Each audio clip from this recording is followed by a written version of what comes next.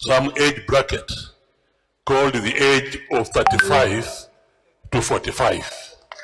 I don't think we should include there, because if it was the intention to align with our constitution, no such age bracket is recognized under our constitution, in fact under any constitution that I know of.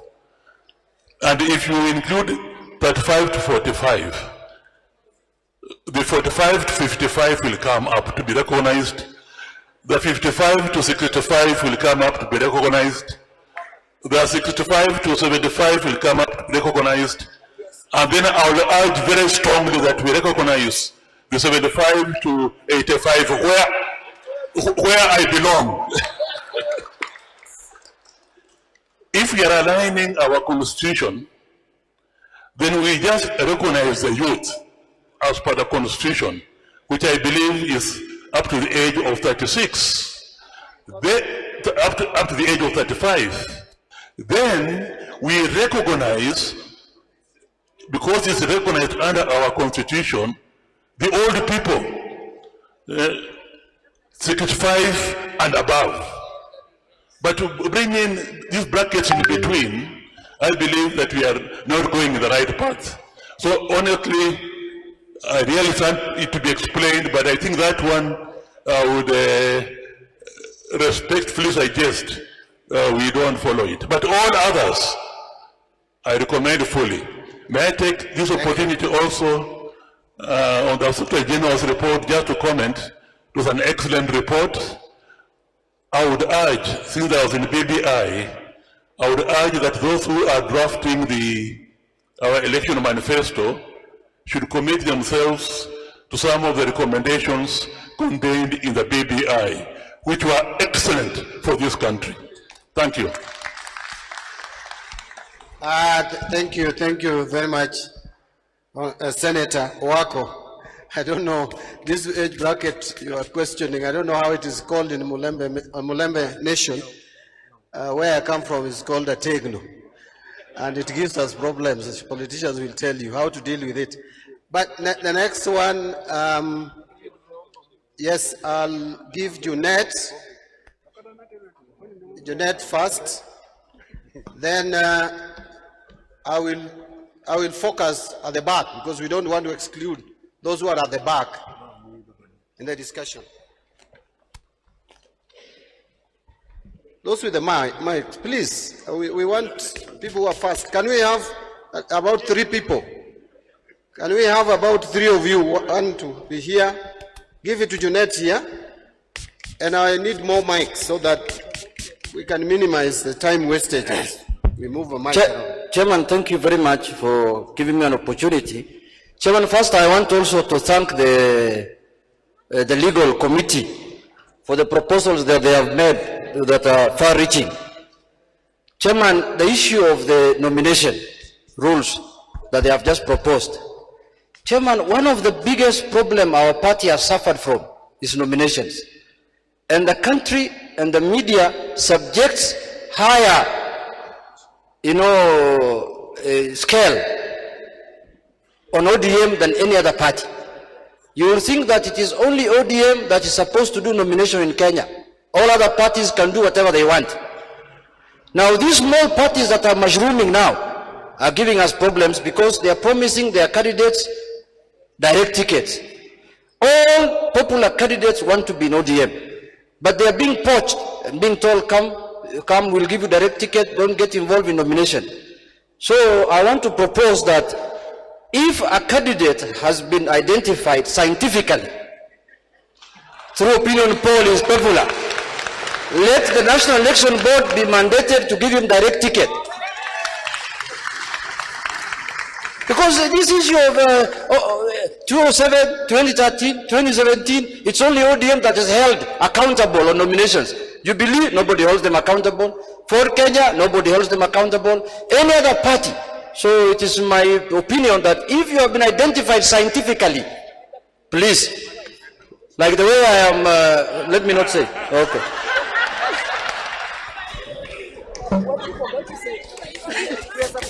I'm sure that you did say was equally important, but anyway, You are allowed to keep it to yourself for now, Honorable Junet. Thank you for your contribution. I'm sure we are noting them. Is there anyone at the back? At the back? If not, then I'll come here and give Zuleha. Then I'll come that side. But I don't want it just to be for members of parliament. We also have other members of the National Governing Council. So if you are not a member of parliament, you will be lucky. Oh, I can see governor is here. But let's start with Zuleha. Thank you very much for the opportunity and for the presentation. I also wanted to second Senator Amos Wako regarding the League of 35-year-olds to 45-year-olds, if that can be expanded. I think the idea is to support people who are in the economically dependent group in any society, and the group of 36 to 64 are considered the economically active. So ukifika 35, we kubali tu me grow up. And then in regards to nomination and primaries, I understand that this parliament this time was in danger of being, the president is the one who saved parliament this time because of the two-third gender rule. So I understand that IBC is insisting that political parties, the nomination rules that they send, be compliant of the two-third gender rule. So in addition to Honorable Junet's suggestion, I also wanted to suggest that the party as well, if there's a woman candidate in a place and she's doing well in the polls, that she also be given a direct ticket to ensure that ODM's nomination list is compliant with the two-third gender rule. Thank you.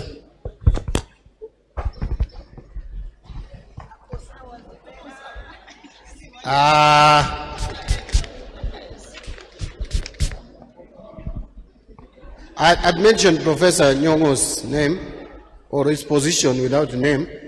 Then I'll come to, is it Danita? Yeah. And then I'll give maybe 3 more after that. Mr. Chairman, my name is Anyang Nyong'o.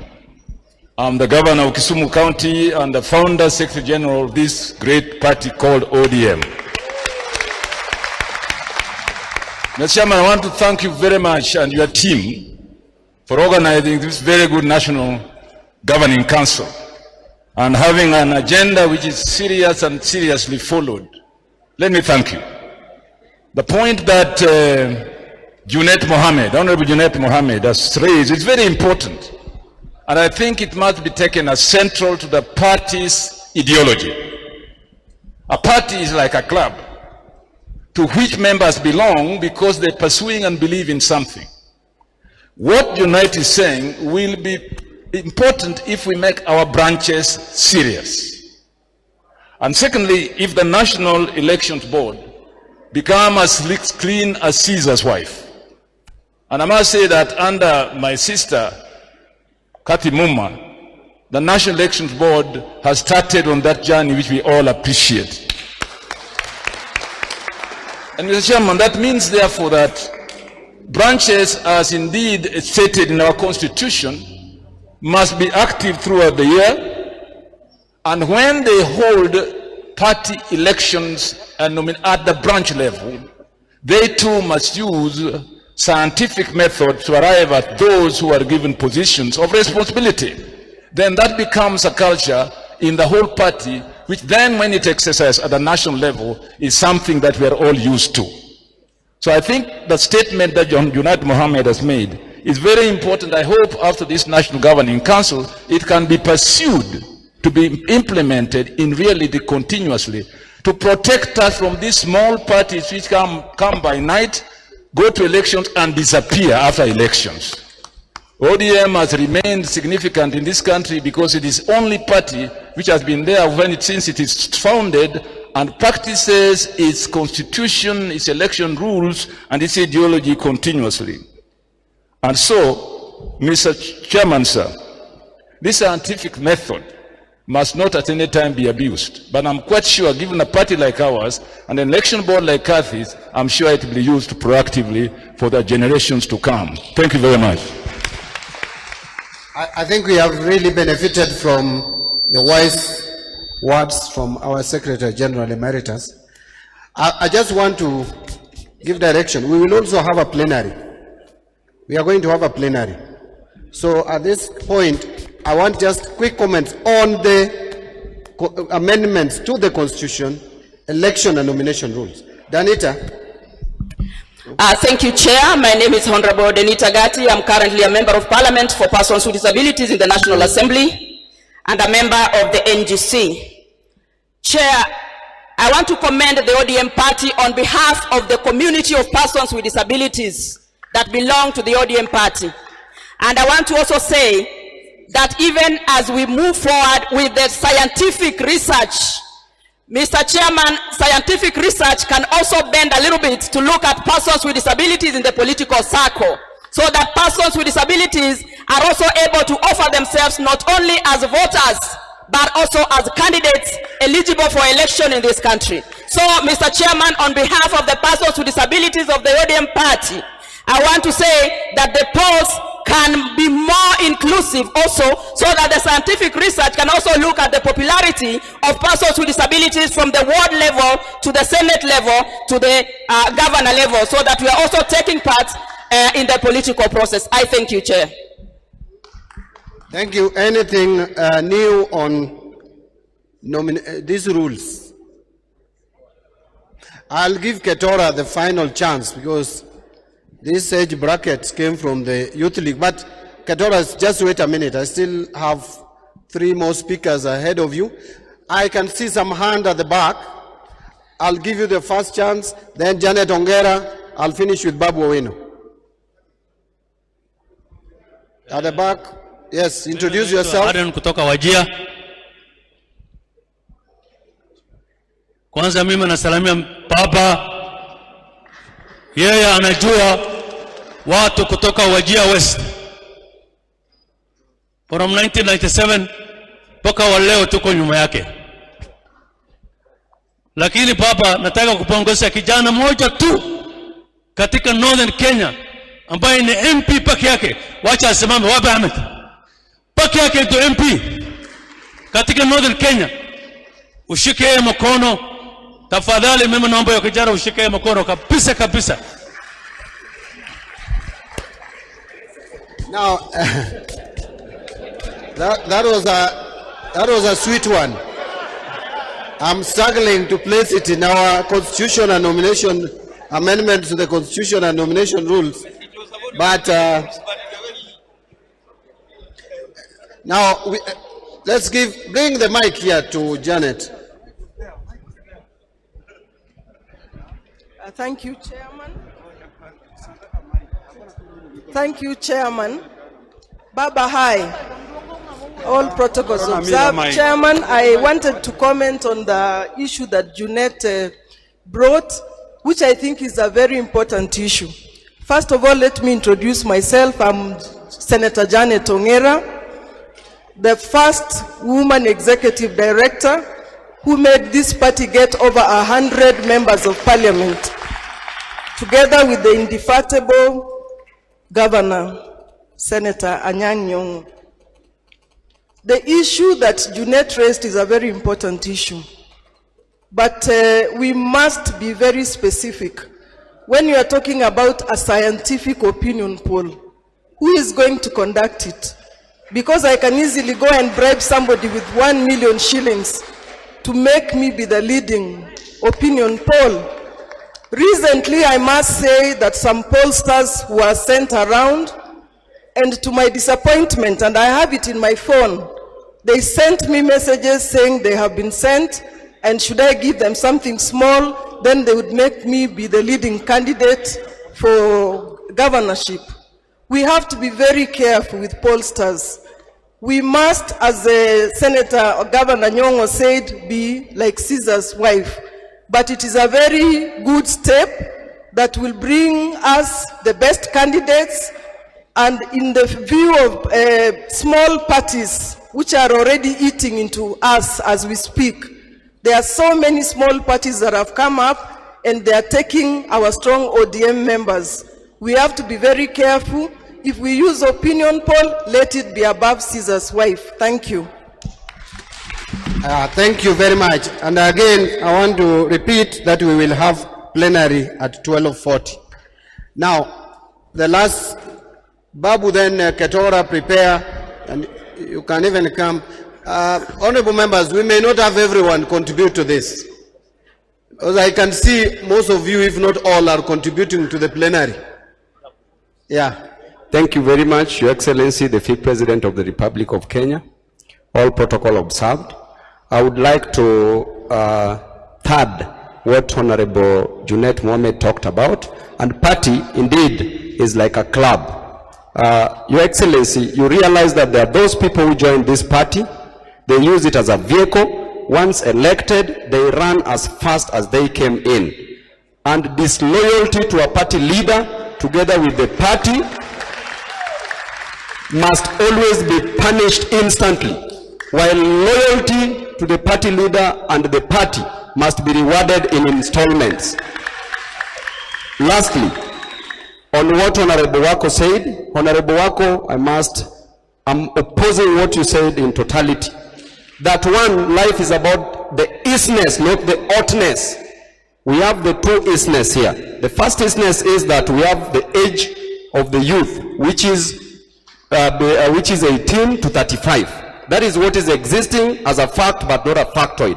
Whatever has been amended to include the age between 35 to 45, those people seem to be youthful or are youthful. Therefore, that is another isness. What you are saying, the age that will come between 45 to 55, that is the oughtness.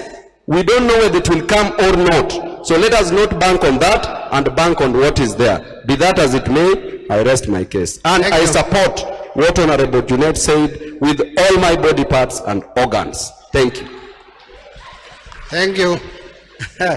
If I was in parliament, if we were in parliament, I would have ordered for some parts of your speech to be expunged. But now, members, delegates, I want to ask Ketora to make a quick remarks. Ketora, please give Ketora the mic. Then we move. The rest of you will speak at the plenary. Your Excellency, incoming President and honorable delegates, Jambo. ODM.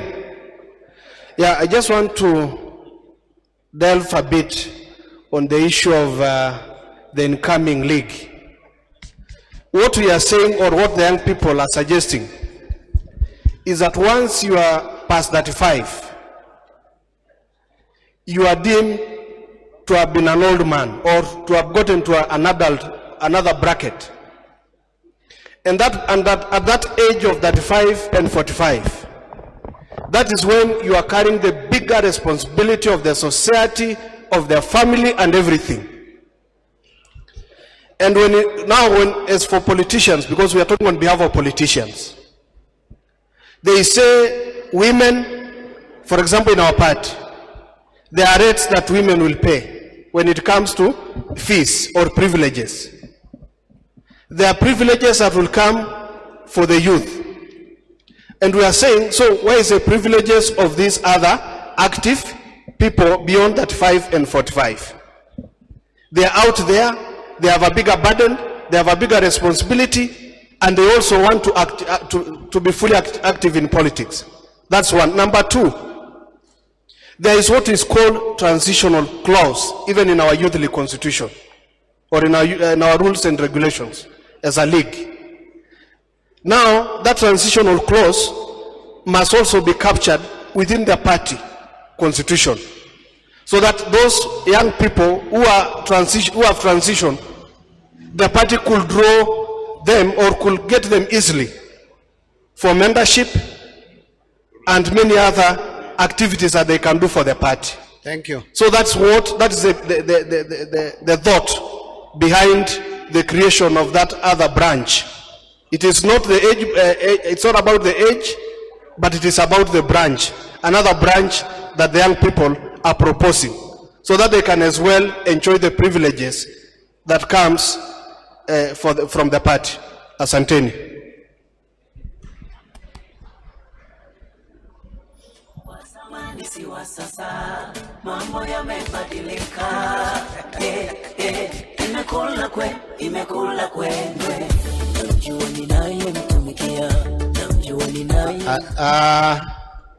Thank you, Ketora.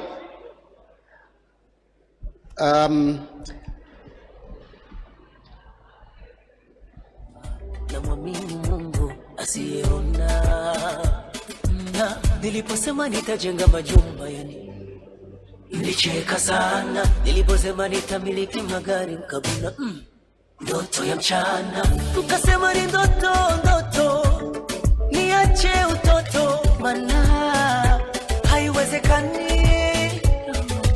Kumbe yupo msemaji wa mwisho, anaandaa kesho yangu, nisibakie kama jana. Aibu hiyo baba yangu sikiziwi, hata asinisikie. Baba yangu sikipofu, hata asinione. Baba yangu simchoyo, hata asinibariki. I want to be fair to the youth, because honorable members, I want to just explain something, that for us to bring something here, there must have been some consideration at the Central Committee, National Executive Committee, and now it comes to the National Governing Council.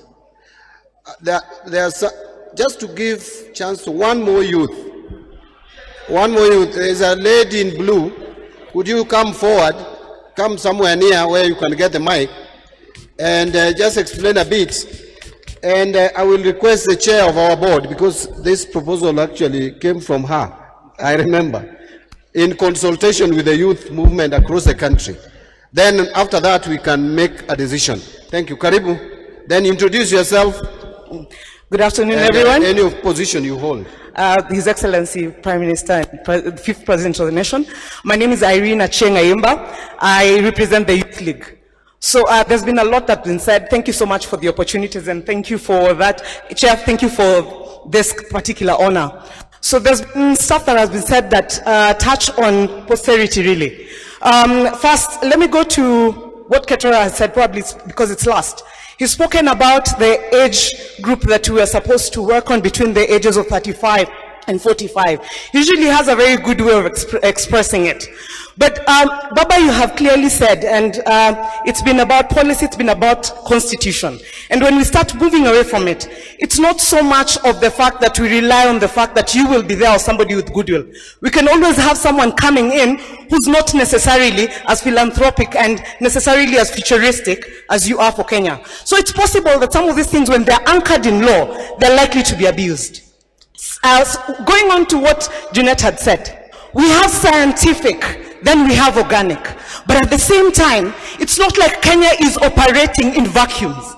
Kenya has a way of operating within institutions that have leadership or characters that work in it that are questionable. So when we speak about having a scientific method, I am more worried about the fact that there will be somebody who's occupying that office whose character is not meriting what we are facing.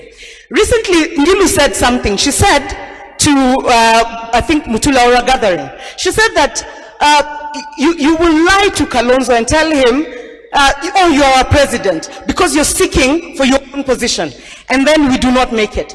Here in our beloved party, we have this spirit of already there. And there's a lot of that is moving with us. So even when it is clear that we are headed there, Baba, you're getting this thing. For me, I know I'm convicted. As a Nyalego, your mother is a Nyalego. So as a Nyalego today, just like your mother's representative, you are getting it. Baba, as you will be president of this nation, you will make sure... Now conclude, please. Okay. Yeah. You will make sure that a lot of these things are done. So by the time I do not occupy a seat, I'm not vying for anything, but by the time I do not occupy it, but I believe in the character of the person who's occupying the presidency, so that the policies that are already within the constitution will as such be formulated, I think I should be confident. Thank you. So we will say that we are having a system, and then the nominations are going to be messed up because the character of the people occupying that office Thank are you, questionable, Nyalego. Asante then we sana. get it messed up. Your speech is so good, but I don't know whether it has helped me on the issue of the youth. Now, can we have Catherine Muma? Yeah.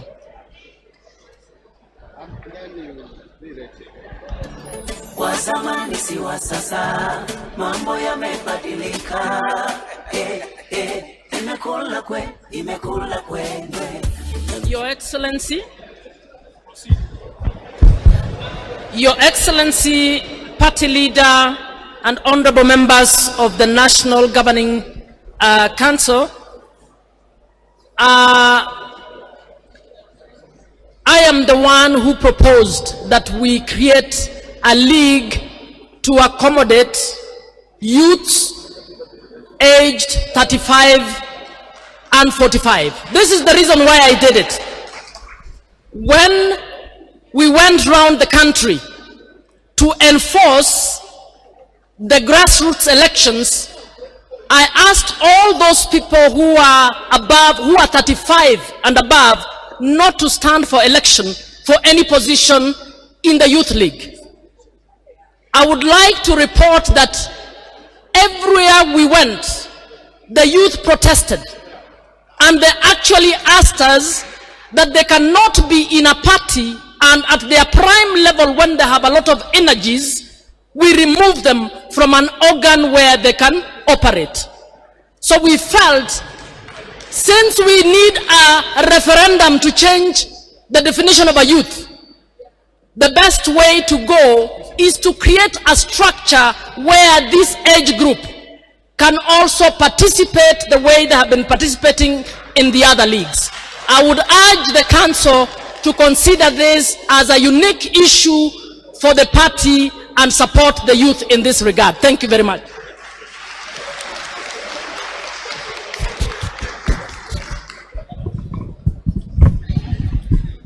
Thank you, members. As Chair consults, Your Excellency, just allow me 1 minute to speak on something that my sister Janet Ongera raised. First of all, it must be understood that any system of nomination that the party adopts must be to ensure that you actually win the seats that you are targeting. It would be foolhardy for anyone to mess with the science and then expect to come out as a winner on the other side. So what I want to do, and I want to remind my sister Janet Ongera, because we went through this process with you in Bonchari, I want to stand here as your SG to bear witness that in fact there is not a single time where the science has misled us. And those on this table can bear me witness. When we did the scientific poll in Sambweni, the results of the primary were exactly the same as what the science was telling us. In Bonchari, we employed science, and it was showing us that in fact if you gave that gentleman called Oimeke the ticket, he would win. And he won. In Dabaso and in all these other by-elections, the science and the results were spot on. So I don't think there is anybody, if your interest is to make sure that when the fifth is the president, he actually has soldiers, if you mess with the science, you are shooting yourself in the foot. Thank you. Members, I want to kindly invite our party leader to say something about these two issues, the youth and the issue of the opinion polls, which has come up very strongly.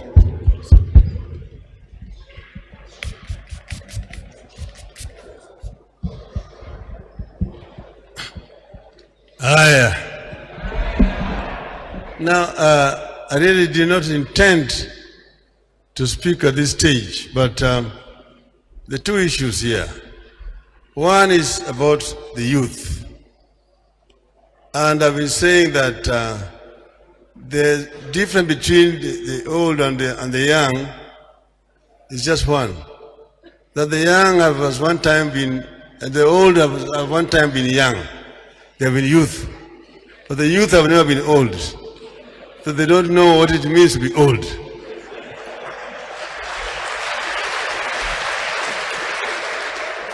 So youth is a transient status. I have been myself involved in youth movement for a long time. I used to be the Secretary General of Federation of Kenyan Students in Europe. And I traveled across all Europe organizing Kenyans. And we were members of International Union of Students, IUS, at that time. And the youth has always been defined universally. That youth is from 1 or 0 to 35. That's what it is. From 35 to 45, what you're talking about, that is early middle age. There's early middle age, there's middle age, there's late middle age, there's early old age, middle old age, and late old age. So that's what it is.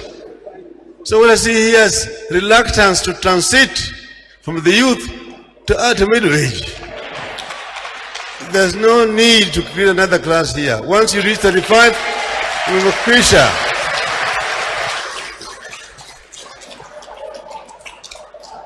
The other one about opinion poll. This is very scientific and is done actually all over the world. And you don't just rely on one company. You can put 2 or 3 of them and compare the results. But don't abandon this and then take us somewhere where we know the results are very clear. You remember in Sambweni we had a problem. We had to go for a primary. And when we were going to go for a primary, the one who forced us on primary bolted and went the other side. So what we want to say is that let us agree. First, consensus. If consensus does not work, then you do a poll. If that is not accepted, then you go for delegates. Third, you can go for universal. This is what we're saying. Have options so that we make this process simple and cost-effective for the party. Thank you. You know, listening to the party leader, I'm even wondering whether Wakili has anything to say. I think he has none, because there were just 2 issues. There was the issue of the age, and then the issue of opinion polling, and whether we should conduct our nomination processes the way we have been doing it. And I think the party leader has spoken to the 2. I am not saying whatever party leader says is final, but it should be respected. So I am just going to put the question. I'm going to put the question, and the convention will agree or disagree. Sawa. But before I put the question, there is supposed to be an amendment. The one for age bracket is already in our proposed rules. So I want to ask Senator Wako to propose for the amendment on the proposed rules to remove this the age bracket that was being created by the party, which is 36 to 45 years. Then we get seconder, we vote on that, then we now vote on the entire agenda. Karibu, Senate. Thank you very much. I must say that our party leader is a man of wisdom. And that's why we want him to be the 5th president of the Republic of Kenya. I move that the report of the legal committee be adopted, save that the proposed amendments dealing with the age bracket 35 to 45 be deleted. I so move. Seconder, this side. Now you can give it to Solaya so that we save on time. Okay. Okay, I second, and I just wanted to tell the youth, if you want to chill with the big boys, wachana na youth league. Thank you. Asanteni sana. So, I want to propose that we amend the proposed constitution, amendment to the constitution, party constitution, election and nomination rules, and remove the proposed age bracket of 35 to 45. Will as of that opinion say aye? Those with contrary opinion say nay. The ayes have it. Asanteni sana. Then that takes me now to propose for adoption of our ODM party amendments. I want to be very clear. Amendments to the ODM party constitution and election rules and election and nomination rules as amended be adopted. Will as of that opinion say aye? Those with contrary opinion to say nay? The ayes have it. Thank you, honorable delegates. We are moving to the next agenda, and I'm just checking on time again. I think we are 5 minutes late, but that's not so bad. We want to get a report on 1, election of national and grassroots officials, 2, Azimio coalition, and then we'll go to nomination of presidential candidates. Now, we are going to start with elections of national and grassroots officials. And I want to request the chair of our National Elections Board, Catherine Muma, to take the floor. Thank you. And I don't know how many minutes you are promising me. 3 minutes. Let me give you 5. Thank you, Chair.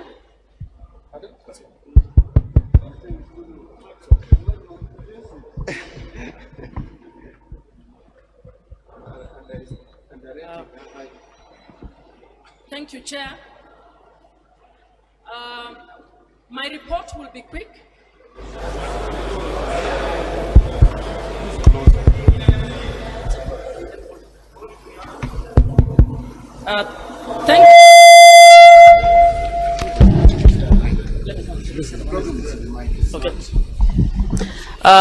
Thank you very much. My report will be quick. We were appointed, the National Elections Board was appointed in August 2020, and immediately after our appointment, we set out to work with the legal committee to prepare the rules for party grassroots elections, which the legal committee has presented and I will not dwell on. We then embarked to prepare to carry out the party grassroots elections, because the party grassroots elections were due in 2020. But because of the COVID-19 situation in the country, and the presidential directive that there should be no political party meetings, the National Elections Board guided the country, the party, to get into party grassroots elections through consensus. Most of our counties opted to carry out party grassroots elections through harmonizations. We have received the returns from all the counties on the consensus elections or harmonization, and we have had a few problems in some of the counties where we have had wrangles around which structure is the correct structure, and we have recommended to the NEC that because of the special circumstances of the elections that have been carried out in party grassroots elections, as we go to the general elections, all party members be allowed to go without us focusing on resolving any of the few wrangles that are happening in the counties, but that next year, when since there is no COVID anymore, and we hope that there'll be no situation that will hold us, that within next year we carry out proper grassroots elections, beginning the polling center where we will involve every member of the party. So we have recommended the adoption of this rule for the party grassroots elections, and we are urging our members to focus on the general elections rather than the resolving of issues relating to party grassroots structures. For the National Executive Committee, which is the highest organ, this sitting is the sitting that will have carried out those elections. Similar to the other structures, we are proposing that the National Executive Committee structure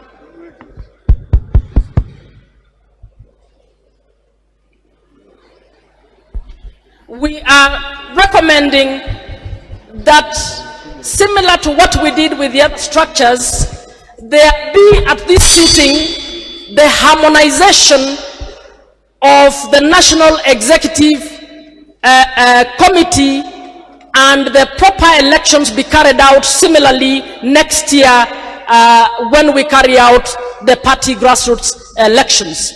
So I would want the executive director to come and present the agreement of the NEC on the harmonization of the National Executive Committee. Thank you very much.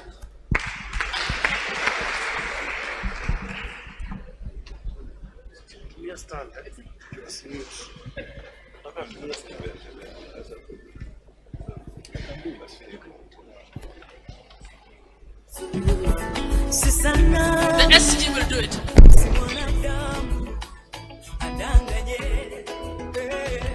Yeah, Your Excellency,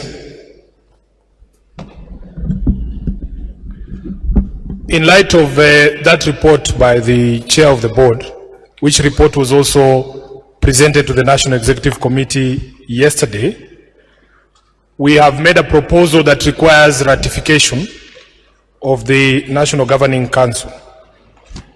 And this is the proposal that, in light of the challenges of the past 2 years brought about by the COVID pandemic that made it impossible or difficult to conduct grassroots elections as envisaged and the elections of the national officials as envisaged, it be proposed to the National Governing Council to defer elections of national officials to sometime next year, and that harmonization be done to fill existing vacancies in the National Executive Committee brought about by national attrition or defection for the time being.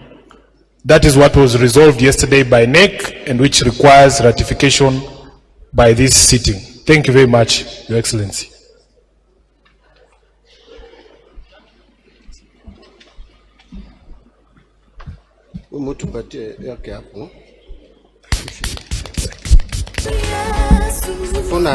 Be using the other one.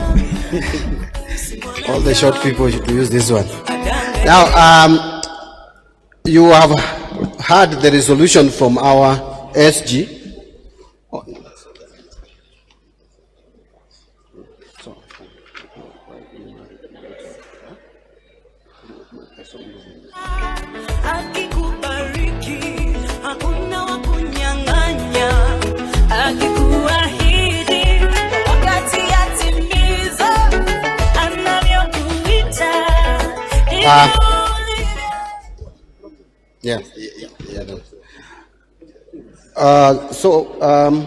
Is there anything before this? So I'm being reminded by the party leader to inform the Governing Council of the existing vacancies in the National Executive Committee. There is the position of Vice Chair following the resignation from by a member from Taita Taveta. There is the position of National Organizing Secretary. There is the position of Deputy Organizing Secretary that was vacated following resolution of NEC. the Honorable Owen Baya. There is another Deputy Organizing Secretary after the loss of Honorable Suleiman Dori. There is the position of Secretary of Environment, which is vacant, and the Secretary for Science and Technology, which is also vacant. The proposal yesterday that was adopted by the NEC is that these positions revert to the counties from where the person who vacated that position hailed from. So the position of Vice Chair that was held by Honorable Mwadegu will go to Taita Taveta County.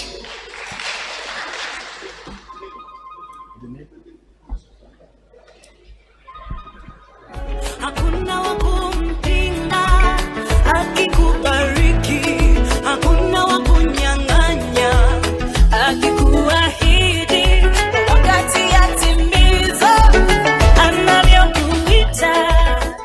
So the proposal yesterday by the National Executive Committee was to fill that vacancy by the Honorable Mwadegu exiting. We replace him with Honorable Mwaruma, who's the Senator for Taita Taveta. The National Organizing Secretary, who was from Garissa County, be replaced by Ahmed Abdisalan Ibrahim from Garissa, who is here, the only member of the MPS from Wajir. Sorry about that. The Deputy Organizing Secretary that was held by Honorable Owen Baya be replaced by Honorable Ken Chonga. The position that was held as Deputy Organizing Secretary by the late Dori be held by Honorable Zuleika Hassan from Kwale. We propose that the Secretary for Environment be held by Stella Chepkurui, who is from Kericho County, to replace Ngeni, who is now our Director for Regional Coordination. And lastly, the position for Secretary of Science and Technology, which was held by a member from Nairobi, be replaced by Honorable Paul Ongili Babu Owino from the County of Nairobi.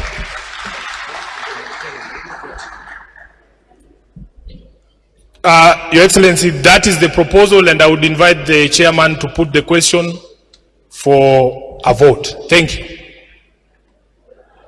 I think there is only one more position that will fill at an appropriate time, the Secretary for Humanitarian Affairs, which has also fallen vacant. But I want to, can I get proposer for the same? Proposer? Yeah, we'll put question on. Pareno, I saw your hand.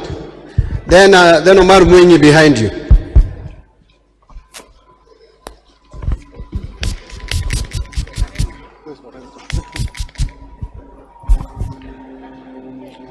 I, Judith Pareno, nominated Senator Kajiado County, hereby proposes that the amendments that have just been read be endorsed. It's actually harmonization.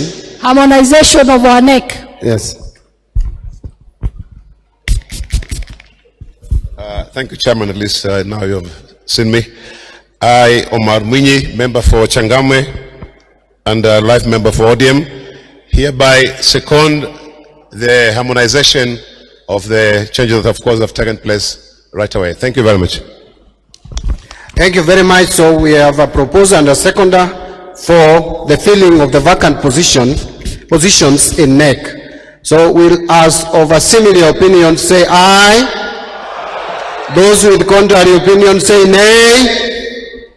The ayes have it.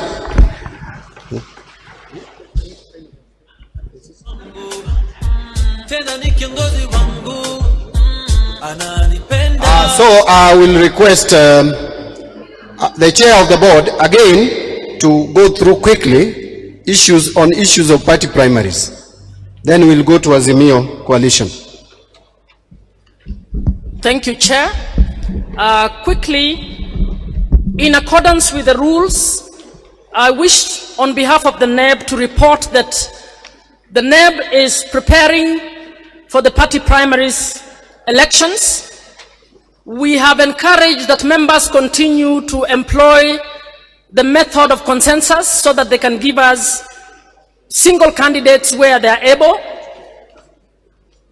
We have commissioned the opinion polling and for the period 9th February, when civil servants resigned, and the first week of March, opinion polling is happening. So those of you who are candidates, get busy on your ground so that you can be polled fairly. We have asked the party aspirants, the aspirants who are members or who are officials in the party grassroots structures to resign, and every one of them was expected to resign on 15th February. We have asked all our party grassroots structure officials not to engage in partisan support of candidates during the party primaries, so that the structures are not used in support of some ODM do the campaigns. Last week, we asked our ward chairs to help us to do the mapping of the polling centers we will use when we do universal polling through universal suffrage. What we are doing is amalgamating the different polling centers so that we have about 4 polling centers in every ward. And we have asked that all our aspirants read all the election laws to ensure that they are compliant when we will put up the notice for application. I'd like to indicate that we will be receiving applications beginning on Monday 28th, between Monday 28th and March 10th, and we ask that all aspirants prepare to submit their applications. Applications will be received digitally, and for those who are not able to, we will also receive them manually. We have asked that all aspirants engage transparently, so officials, aspirants are asked to ensure that the payments that are required are paid to the party and not to anybody else. We are asking the NEB, we would like to confirm that the NEB officials and staff do not require any money from any aspirant, so do not attempt to pay anything to any official of the party or official of the NEB. And we would like to remind you that that's an electoral offense, so anybody who attempts to bribe anybody will not be tolerated. We would like to also ask that any party official who engages in using their position to suggest that they can give certificates be reported to the NEB so that they do not abuse their position. And finally, we would like to say that any aspirant whose supporters use violence will be disqualified from participating in the party primaries. Thank you very much.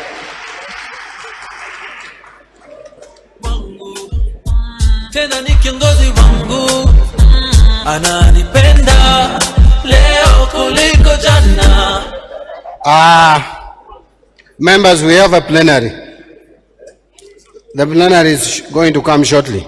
But before that, on Azimio, I just want to give like 3 minutes to Honorable Junet Mohammed, just to say a word on it, and then we will move to the next.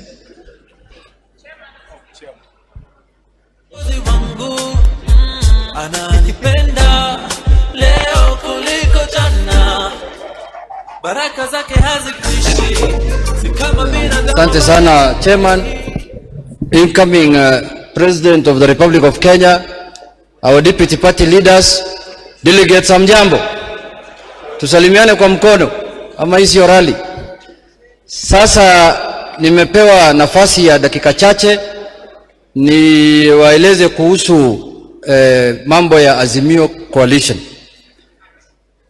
Party. Sasa vile mnavyojua, hii mambo ya safari ya Azimio ilianzishwa na baba Raila Amolo Odinga kutoka Nakuru, ikasafiri nchi pali nyingi, wameelekea county sama sehemu 15, 15 regions. The Azimio traveled to 15 regions from different parts of the country, and that culminated at Kasarani, where our party leader declared his presidential bid and also declared the official launch of Azimio coalition movement. Baada ya hapo mambo ikaendelea. There were many rallies that were conducted all over the country, the last one being at Tononoka grounds, ambayo ilikuwa kubwa sana, na zingine ambayo zilifanyika Kilifi County na Kwale County na Taita Taveta County.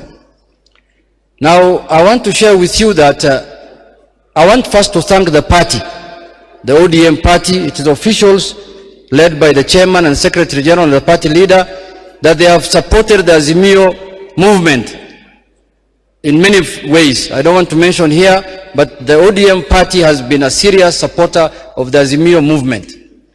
So now going forward, Azimio coalition is going to be the next frontier for the next election. And that's where we are going to end up as a party, as a coalition. And the movement now is being supported by over 10 parties.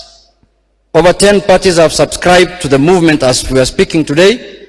And tomorrow in the National Delegates Conference of Jubilee and ODM, they were supposed to sign membership, but now it has been agreed that we are going to have a serious launch of the Azimio coalition in 2 weeks' time, God willing, where all parties that subscribe to Azimio will be invited. Now I want to request the delegates today that as the NEC has approved and the Central Management Committee, the National Governing Council to also approve that ODM becomes an anchor member with Jubilee, our founder members with Jubilee of the Azimio coalition movement. Asanteni sana. Thank you. Now, honorable delegates, I think we've had just a brief overview of Azimio la Umoja coalition as a coalition and as a party, where ODM is going to be a corporate member. I will request that we make a formal declaration today, even before we go to the plenary. I don't know whether there is anyone in this room who is against ODM joining Azimio la Umoja coalition.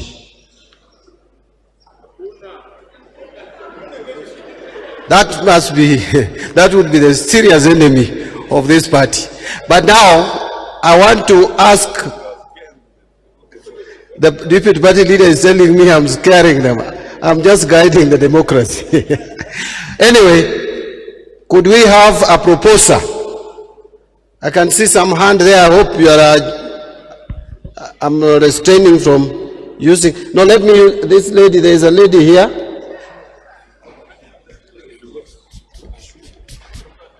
And by the way, before you propose, this is the resolution, that it is proposed to the National Governing Council today to ratify the decision by National Executive Committee that the Orange Democratic Movement formally joins the Azimio la Umoja coalition to coalition party. So that is what you are proposing.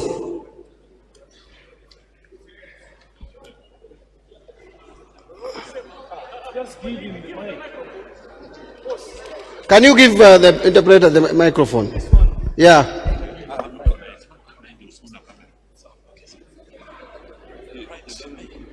So speak for her. Okay. Okay, thank you so much. Good afternoon. My name is Ashura Michael, a life member of the greatest political party in East Central Africa. And we adopt the decision made by, the resolution made by NEC and NGC, that ODM joins Jubilee. We as the members have proposed to work with the Jubilee and other political parties for the prosperity and Azimio la Umoja, joining the Azimio la Umoja as we continue our journey to State House to ensure the 5th entrance State House. Thank you. Thank you. The speaker, the chairman, is allowed to expunge. So we are sponging the parts talking about Jubilee, and we are talking about Azimio la Umoja party coalition. The seconder is here. No, they are next to you. Next to you, please. Yes, yes, sir. On your left. Assalamu alaikum wa rahmatullahi wa barakatuh.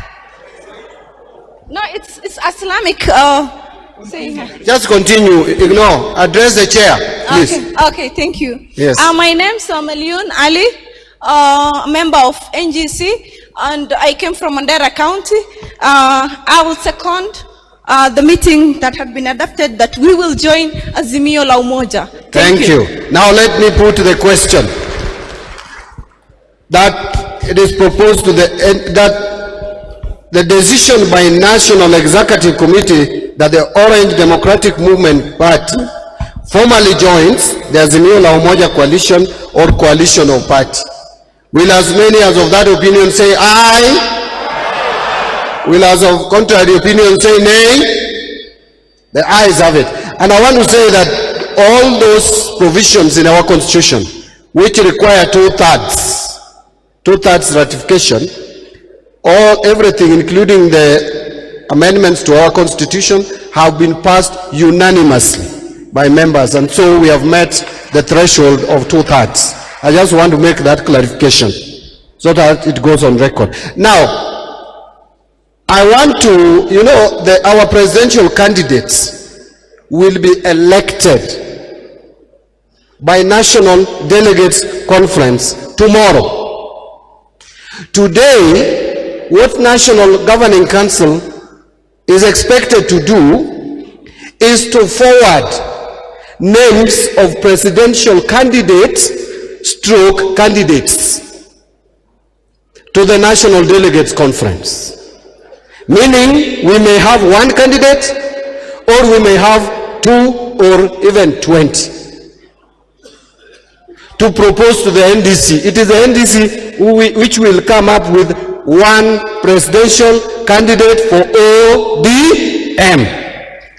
So I want to get for NGC to approve those who are going to contest tomorrow for presidency under the ticket of ODM.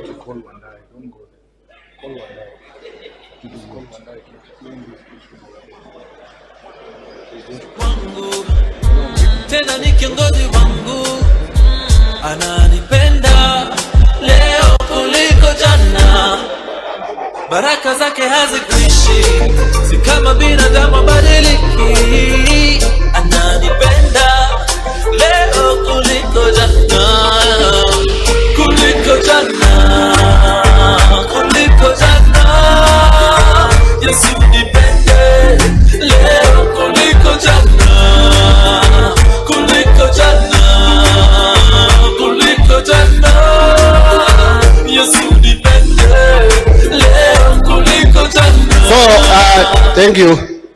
Yeah, just like I was saying, we are going to take some steps because we don't want to have any misstep on this. We will invite the board through the chair, who will tell us how many people have come forward to contest this seat. After that, we may hear from them. Those candidates, I'm not one of them. After that, then I will ask Opio Wandai to say something, and we will put it to a vote, those we are proposing for NDC. So, Catherine, karibu. Thank you, Chair. Now, honorable delegates of the National Governing Council, I would like to report on behalf of NEB that on January 21st, 2021, the NEB sent out a notice requesting for applicants, qualified party applicants, to apply for the position or to be considered as candidates for the presidential position. We extended, the deadline was supposed to be 26th February, and the deadline was moved to 30th March. We received only 2 applications from the 2 deputy party leaders, that is Honorable, His Excellency Honorable Ali Hassan Joho and His Excellency Honorable Wycliffe Ambetsa. At the end, before we started processing the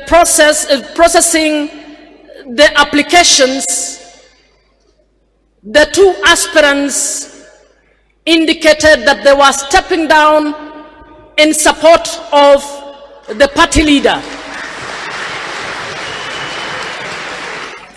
I would like at this NGC to invite the 2 aspirants to come and confirm if indeed they step down for the party leader. I would also then ask the NGC to deliberate on the matter of our presidential candidate. Welcome, deputy party leaders. Starting with Your Excellency Ali Hassan Joho.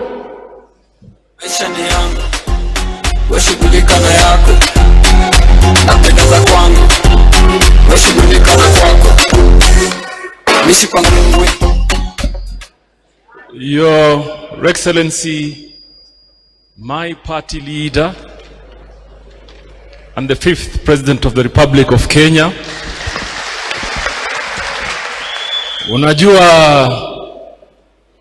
lazima tuseme ukweli. Mimi, Your Excellency, number 1, you're my father.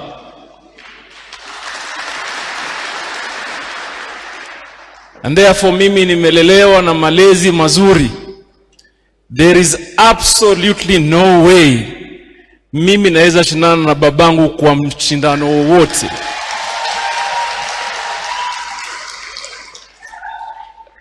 Your Excellency, we also know what you mean for us and the country at large. Your Excellency, you've been my political mentor. When I joined politics in 2004, you held me and you never left me. I take pride to have learned so many lessons in my political career from you. Your Excellency, there is absolutely no way that some of us will even have an iota of doubt that this is the moment for you. And therefore we commit with all that we have and all that we can, with all the zeal we can provide going forward, to ensure we deliver this presidency to you kwa kifua chetu. So Your Excellency, I know the future is with us, even though we have moved from the category of the 0 to 35, but we still are young enough to keep the fight going to the future.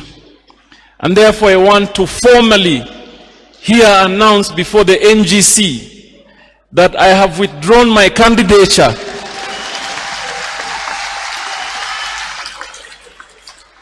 for the President of the Republic of Kenya now, and endorse you as my preferred presidential candidate, which we are sure, we say it in our rallies, but there is nothing that stops us from saying it here. So Your Excellency, on the 9th of August at 11 p.m., the 5th President of the Republic of Kenya shall be Raila Amolo Odinga. Thank you. Thank you.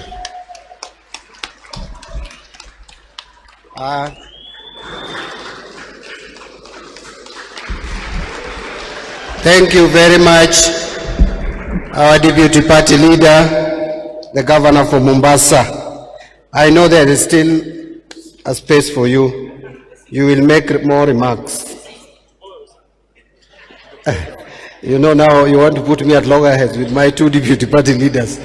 Let's deal with the fifth first.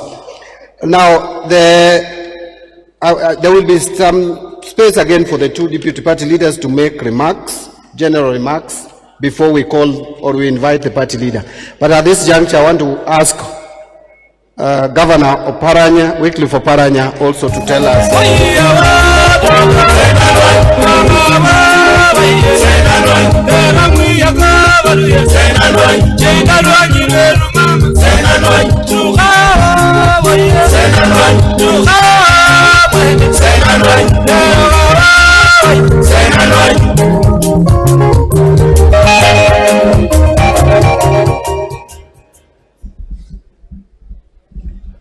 Your Excellency, the fifth President of the Republic of Kenya,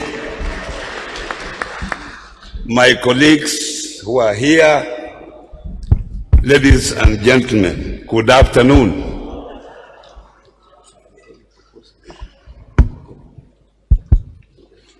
Okay. Mimi Wycliffe Ambetsa Oparanya, Deputy Party Leader of ODM. Pia mimi nilitaka kuwa president.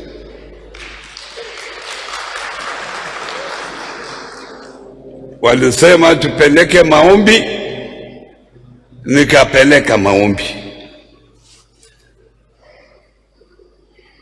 Lakini tumeangalia hali ya anga.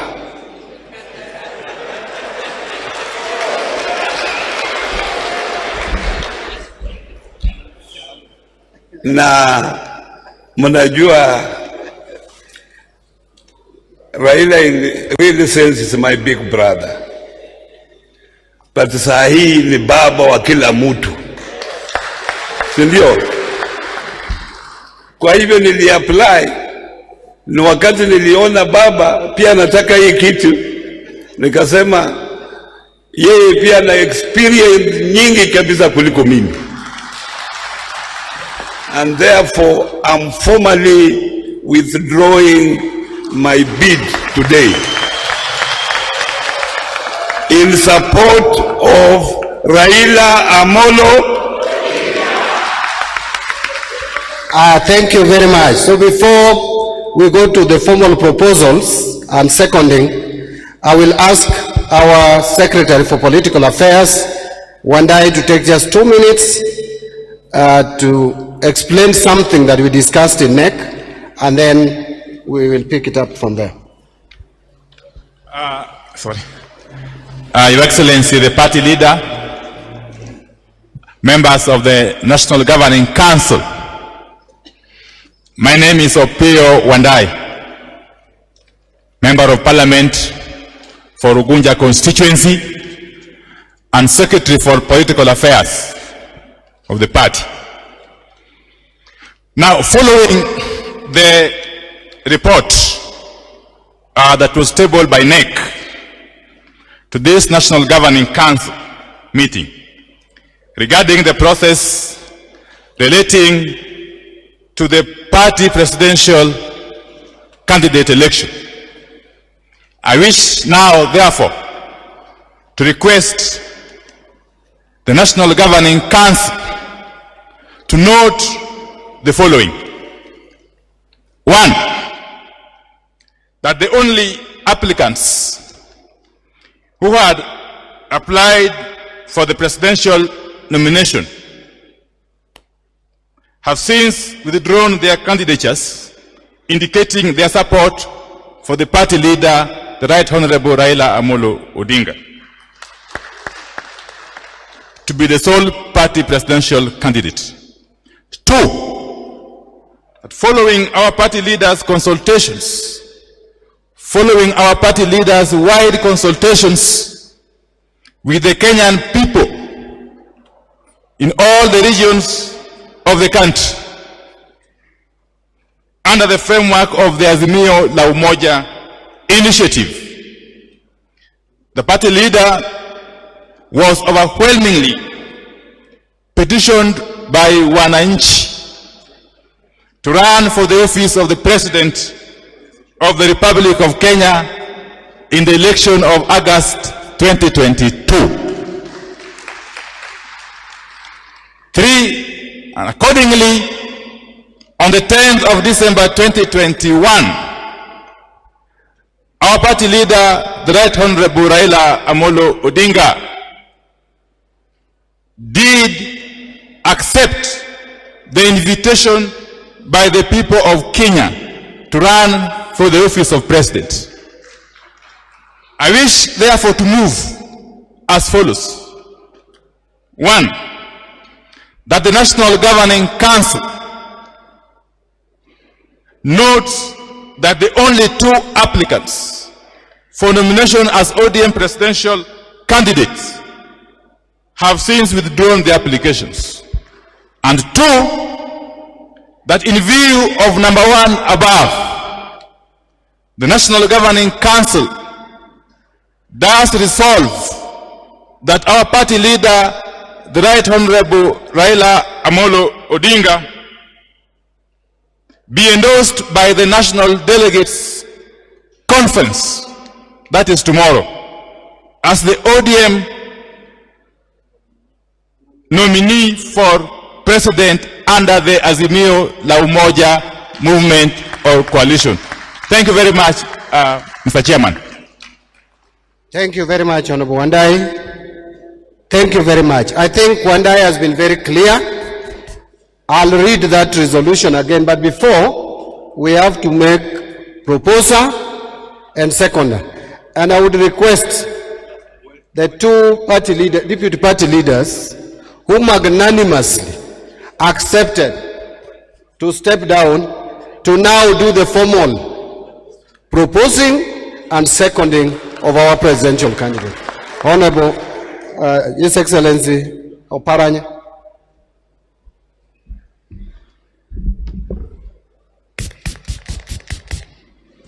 I, Wycliffe Ambetsa Oparanya, Deputy Party Leader of ODM, do hereby propose that Raila Amolo Odinga be our only candidate for the next presidential election in August 2022. And we are also giving him all the powers to go out there and negotiate with other leaders to make sure that he becomes the 5th President of the Republic of Kenya. I now invite my colleague Hassan Joho to second my proposal. I, Hassan Ali Joho, Deputy Party Leader of ODM, do hereby second the candidature of Raila Amolo Odinga for the next election, and also propose you, Your Excellency, as the preferred Azimio presidential candidates. Thank you.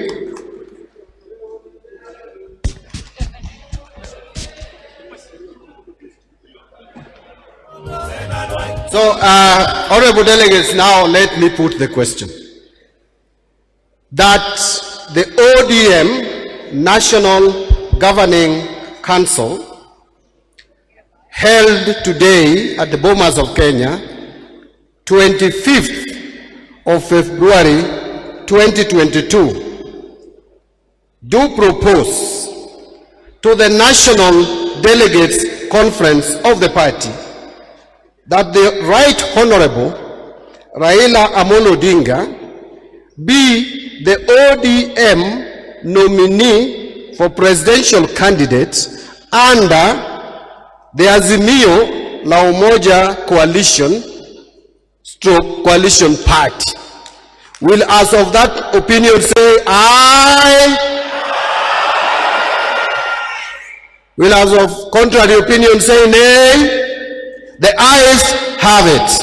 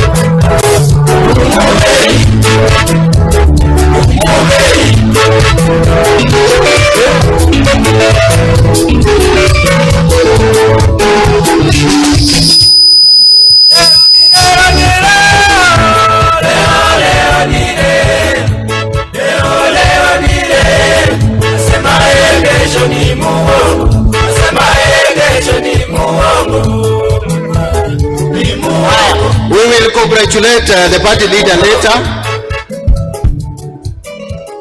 I think he deserves congratulations, but we'll do that once we are done.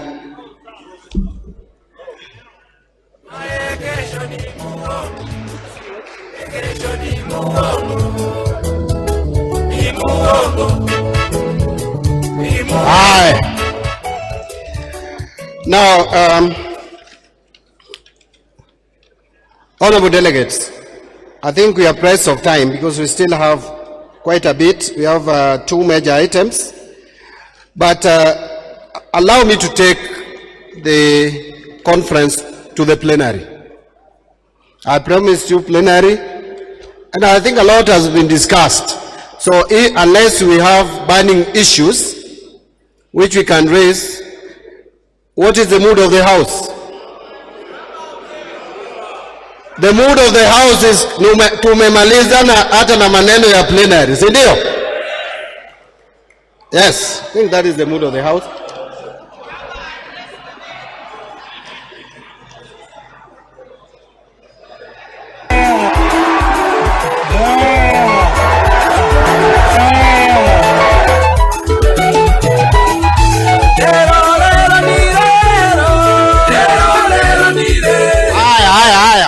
Honorable members, I think what we have decided that we bypass is the plenary.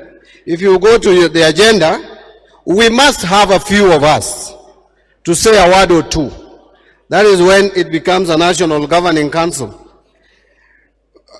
We have a few speakers, and if I give you opportunity to speak, just take a maximum of 2 minutes. If I were you, I would take 1.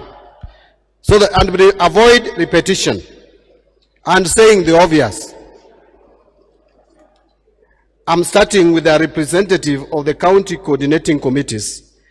I will have the Honorable George Aladwa, who is actually the chair of the chairs of coordinating committees. And Honorable Aladwa, 2 minutes. Thank you. Asante sana party leader. Kwanza na kupongeza kwa kuteuliwa kugombea kiti cha urais kwa tiketi ya chama chetu cha ODM. Ya pili, nataka kukaribisha wajumbe wote katika Nairobi, mjisikie mko nyumbani. Jambo langu kuu katika governing council, our party leader, kwa wenye kiti kwa niaba yao, ningelitaka wale wanagombea viti za MCAs katika ward level, wanagombea viti kwa constituency level, kwa county level, watumie structure za chama chetu cha ODM. Wale waheshimiwa machairman wasimami, wale wata resign, wapewe heshima zao, kwa sababu hao ndio wamechunga chama hizo siku zote. Mimi nimekuwa mwenyekiti wao Kenya mzima, na ni vyema kutambua kazi yao ile wanafanya, na pia vile vile makao makuu vile wamewasupport through our chairman SG. Mmesaidia machairman wetu kuwapa maoffices katika mashinani, kuona chama chetu kiko imara. Nataka kutoka sasa kuendelea mbele tuanze campaign ya kumake sure kwamba rais wetu wa 5 wa Jamhuri ya Kenya tarehe 9 mwezi wa 8 mwaka huu ni Engineer Raila Amolo Odinga. Na kwa wale machairman wako mashinani, nataka tukuwapatia nguvu, kuambia chama iko na nyinyi, na tutashikilia tuone kwamba chama chetu kimemarika. Asante na Mungu awabariki. Thank you, the great chair of Nairobi County. And I want to just mention those who are going to speak so that you can prepare. The next speaker will be Rhoda Katalai. I think she's from Baringo County, but she's going to speak on behalf of county women leaders. After that, we'll have Stephen Basele, who is going to speak on behalf of the youth leadership. Then we go to our Disability League. We will have the Honorable Caroline Agwanda. And then now we will come to the 3 leaders of our leagues. So can I have Rhoda? Do we have Rhoda Katalai? Rhoda, where are you? Rhoda is at the back. I wish you came. She's there. And then these are the Stephen and Caroline, please move closer. Rhoda is from West Pokot. And Rhoda, to come here when you kindly address the delegates from up here. And so Stephen Basele, move karibu. Stephen Basele, kuja karibu. Caroline Agwanda may not move, but I think she's somewhere not very far. Where is she? Can I see her by a show of hand? She's here. And then, of course, the 3 chairs, you know yourself, the 2 presidents of our leagues. Rhoda, the floor is yours. And it is strictly 2 minutes. Rais wetu, na deputy party leader, delegates, national governors, national governor, Ole. Mimi naitwa Rhoda Katalai. Mimi ni women chair toka West Pokot County. Sisi kama mimi naongea wa mama wote wa Kenya, wa mama ya chama. Mimi nasema hivi, baba, sisi wa mama ya chama cha ODM, sisi tumekaa na wewe imara, hatujatingisika. Na wamama wako na wewe 100%. Mpaka mashinani.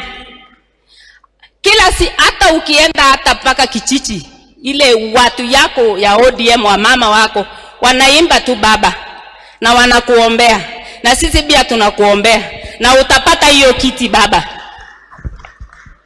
Mimi nauliza baba, tuko chini ya president yetu bet yangu.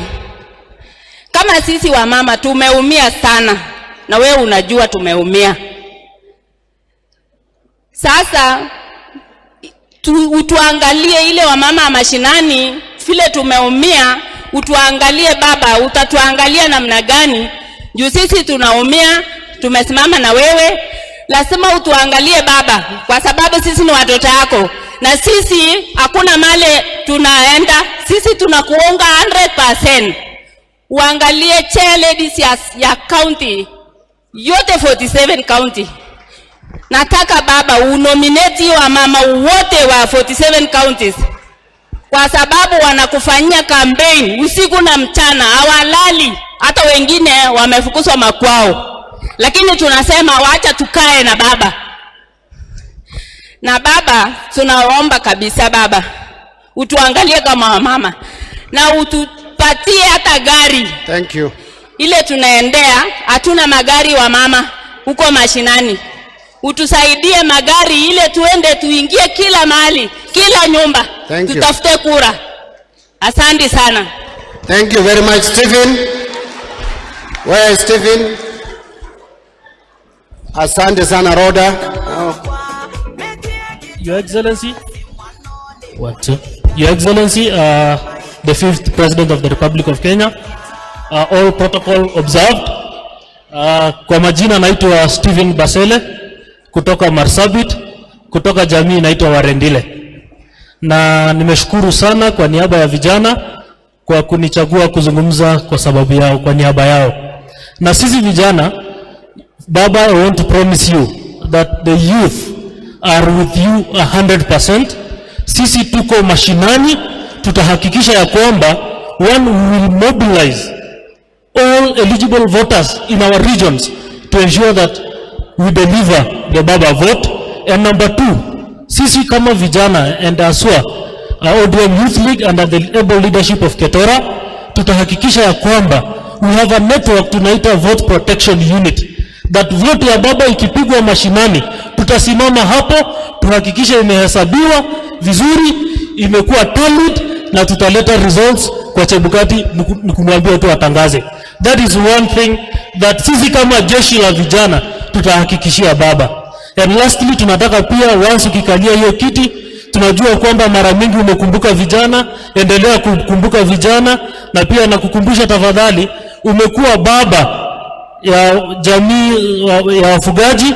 Tunaomba uendelee kutukumbuka, especially sisi kutoka arid and semi-arid north. Asanteni sana na Mungu awabariki. Baba the 5th.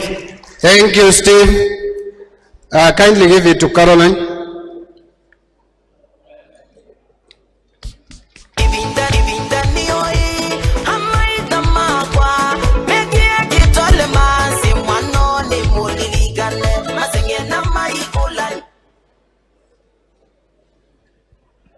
Congratulations, His Excellency, the party leader, for being nominated as the party presidential candidate. As persons with disabilities in the party, we take this opportunity to thank you for the support that you've given persons with disability, especially the Disability League, and the support that you've also ensured that persons with disabilities interest is adhered to as per the legal framework that is there, both globally and locally, and your interest that you've had to ensure that disability mainstreaming is done in all aspects, and this has been implemented partly by the counties, and there are a lot that has been done in regards to this. We'll humbly request that the party looks into the interest of facilitating the ODL offices at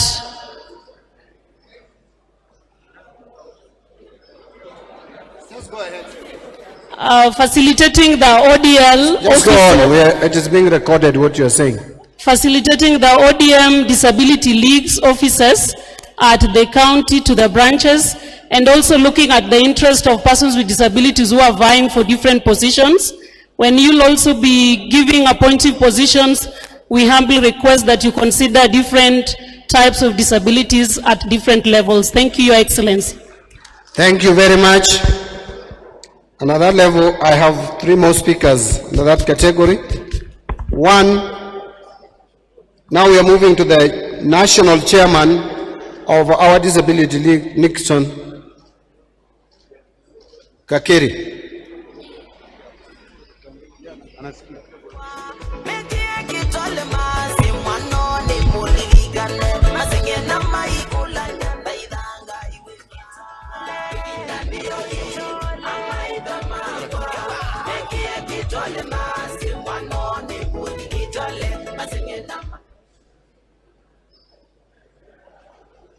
Your Excellency, the party leader, the Right Honorable Raila Amolo Odinga, the deputy party leaders, Your Excellencies, the governors who are all here, honorable delegates, and members of the National Governing Council, ODM.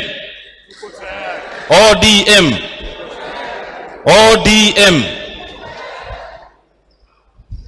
Well, today it's enshrined in the Constitution, but today it has been adopted in the Constitution and it has been confirmed. So we thank you so much, Your Excellency, for that generous work. So our vision has already been achieved. In the book of Matthew chapter 28 verses 19, Jesus said to the 12 disciples, "Go ye and spread the gospel."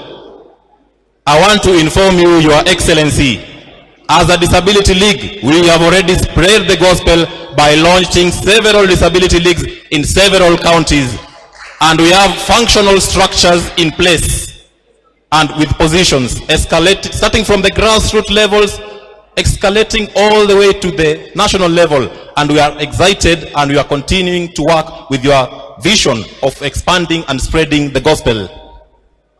Your Excellency, the party leader, we also have a neck of persons with disabilities who joined me in this gathering. Kindly stand and wave.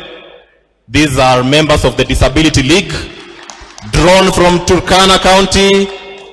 Some came from Homa Bay County, others from Siaya County, others from Meru County, others from Nairobi County, others from Mombasa County, Kilifi County, drawn from all over the places of the country. And they are all ready to look for votes for you. And each person will bring their voting basket, at least 10 or 12 people from the grassroots. And we promise you 100% solid support that we're going to vote for you as persons with disability to become our president. And the party leader, even as you go to the Azimio coalition, I'd like to inform you that we as a league have partnered with the organizations that have assisted us. We have the WFD, Westminster Foundation for Democracy, and other development partners who have supported this work.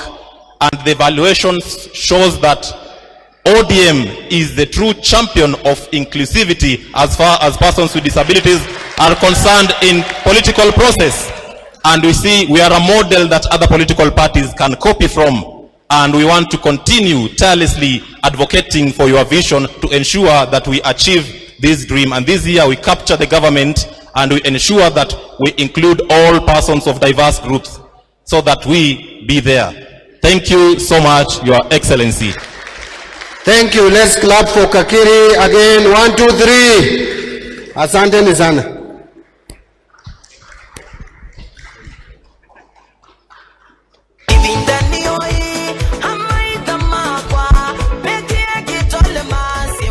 So the next speaker is going to be Ketora, who is the chairman of our Orange Youth League. Ketora, 2 minutes, then we go to the last speaker under that category. Sorry, Chairman. I've been told to use your stand. ODM. ODM. Thank you, Your Excellency, our party leader, our incoming president, our deputy party leaders, all the leaders here, honorable delegates. We are very honored today that we are here to endorse our Baba. And Baba, we say congratulations. I just want to see the neck of my youth league, Tafadhali, just wave where you are. Wilson Karanja, simama kidogo. Your Excellency, that's our organizing secretary. He was ill for almost 2 years and went through an operation at Coptic Hospital. And we are very grateful to you, sir, that through your support, your financial support, he is now well and he has joined the team. Asante. Thank you. Sit down. That's why we say he is Baba. He cares for us. Baba care. Secondly, Your Excellency, I'm a very honored and happy leader today of the young people in this country.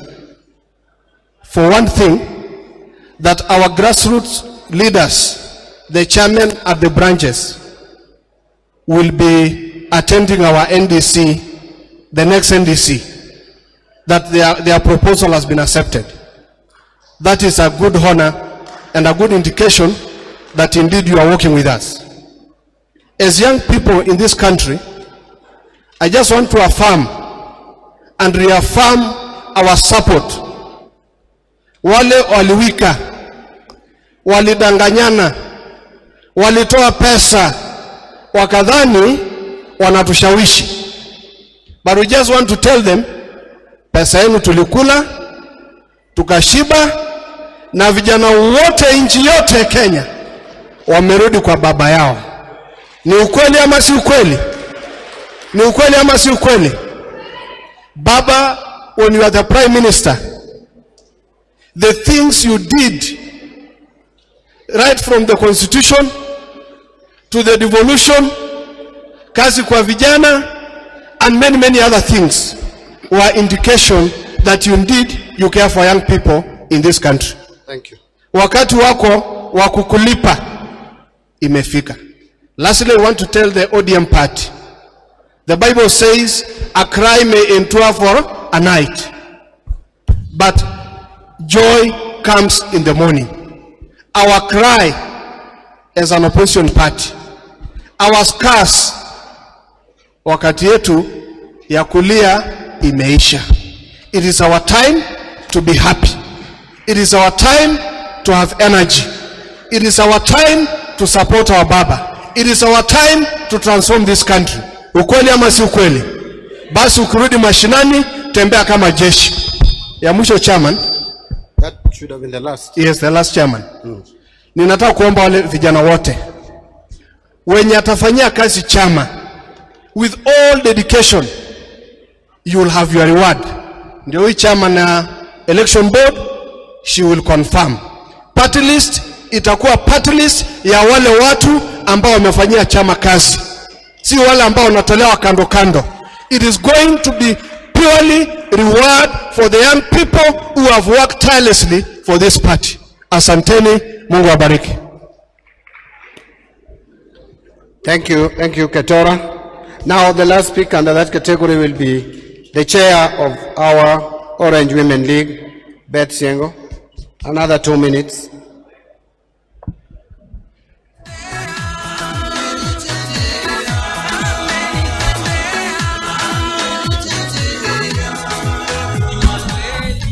Thank you, Your Excellency, the incoming 5th President of the Republic of Kenya, all honorable delegates, good afternoon.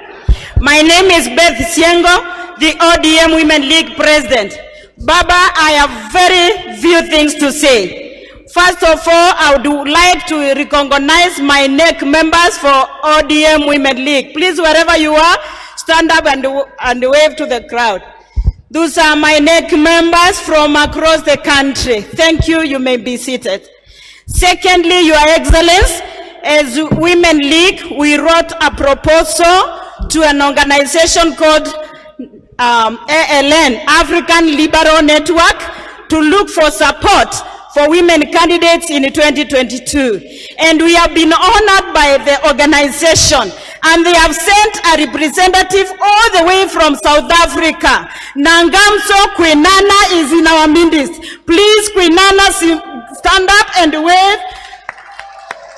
That lady has come from ALN in South Africa. She will be stationed in Kenya for the remaining part of this year to make sure the elections that are going to take place, women have their space. She has come to support our party, ODM, you included, Your Excellency. Then I want to say the following.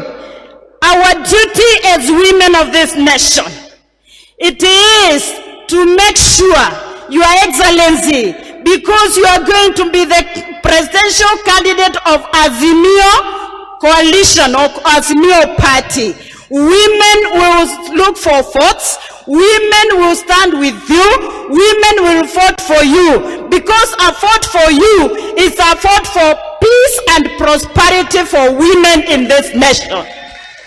Secondly, Your Excellency, women of this party ODM commit today in this gathering that we are going to make sure we will work tirelessly to deliver ODM governors, ODM senators, ODM members of parliament, and ODM MCAs across the country.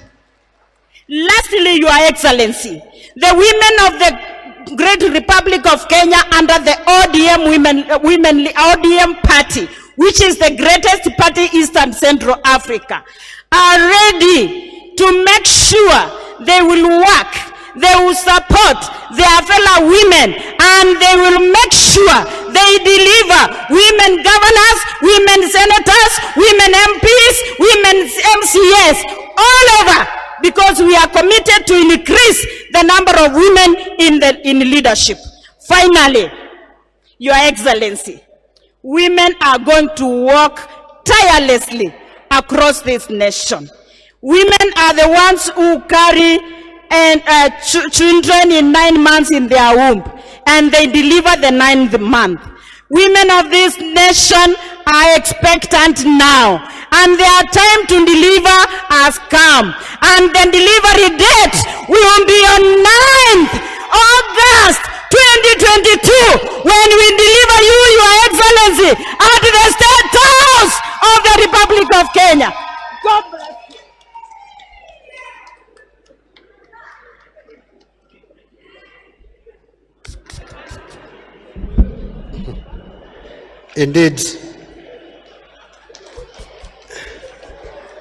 Indeed, I can see that pregnancy.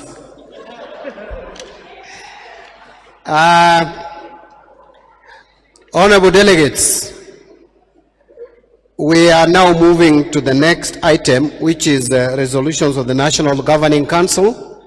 We must make formal resolutions to the National Delegates Conference tomorrow. So the Secretary General, I'm sure,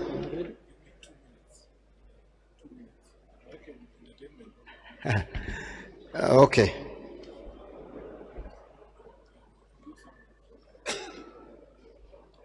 The SG has just requested me to give him 2 minutes to read the resolution, but we can take advantage of that time and request our senior here, our senior in Parliament, someone who has fought for the liberation of this country, and no, I don't want to say the other one, Senator James Agrio Orengo, who is the minority leader in the Senate, to say a word. You are saying what I didn't want to say, but karibu.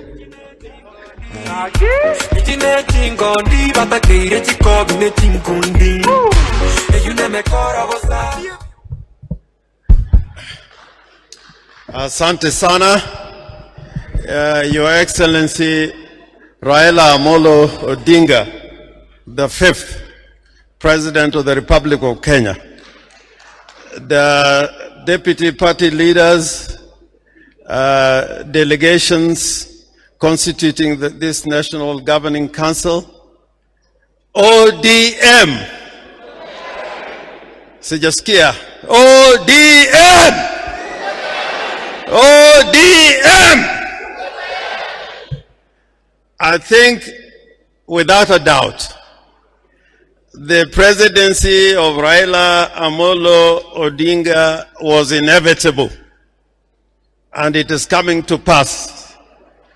And this time, I pray that we send the message across the land, so that when you go for elections on the 9th of August 2022, and I think as His Excellency Joho alluded, that the results of these elections will be finalized not on the 10th, but on the 9th of August 2022.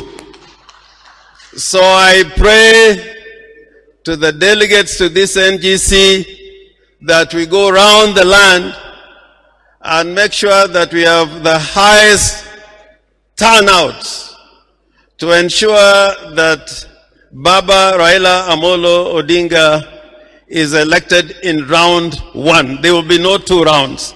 That there should be only 1 round, and that evening we will know the 5th president of the Republic of Kenya is none other than Raila Amolo Odinga. I want to finalize by saying this.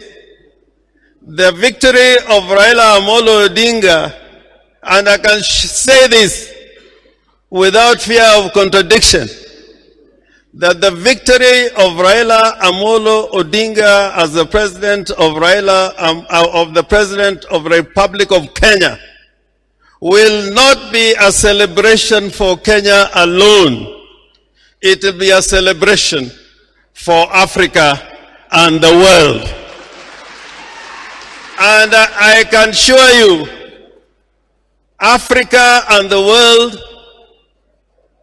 has invested in the presidency of Raila Amolo Odinga, because Raila Amolo Odinga will be a peacemaker in the continent. The type of leadership that we had during Mwalimu Nyerere, Kwame Nkrumah, I think Africa, for the first time in many years, is going to have a president that fits the category of leaders that we have had. Mandela, and as Muradi was saying, this is the Mandela moment, that Africa will have a giant, that Kenya has produced a giant, and a giant not for Africa, but a giant for the world. And I hope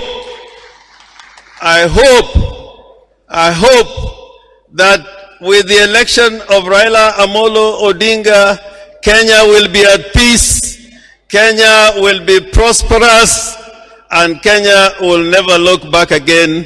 We'll be at peace with ourselves, with our ancestors, and with the future generations to come. ODM! Tuko tayari. ODM! Asanteni sana. Now I want to invite the Secretary General to read the resolutions of the National Governing Council. Thank you. Your Excellency, delegates, once again it is my distinct honor to read to you the resolutions of this NGC. The National Governing Council, meeting at Bomas of Kenya on this Friday, 25th February 2022, has resolved as follows. Number 1, the report of the National Executive Committee proposing amendments to the party constitution and election and nomination rules be adopted with the one amendment as proposed by Honorable Senator Amos Wako. Number 2, that the vacant positions in the National Executive Committee be filled through the harmonization process we have just conducted, as recommended by the National Executive Committee as follows. Senator Jonas Mwashushe Mwaruma, Senator for Taita Taveta, is now the Deputy National Vice Chairperson. Ahmed Abdisalan Ibrahim, National Organizing Secretary. Richard Ken Chonga, Deputy Organizing Secretary. The Honorable Zuleha Juma Hassan, Deputy Organizing Secretary.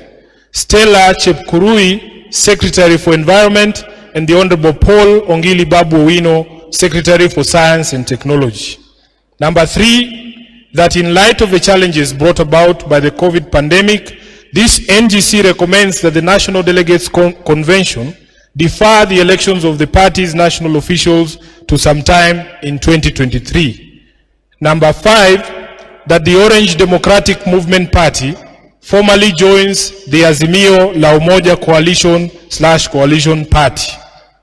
And lastly, that having received the withdrawal notices from the 2 applicants for the nomination of presidential candidates, namely His Excellency Wycliffe Ambetsa Oparanya and His Excellency Ali Hassan Joho, the National Governing Council resolves to propose to the National Delegates Convention the Right Honorable Raila Amolo Odinga as the ODM party nominee for president under the Azimio La Umoja Coalition or Coalition Party.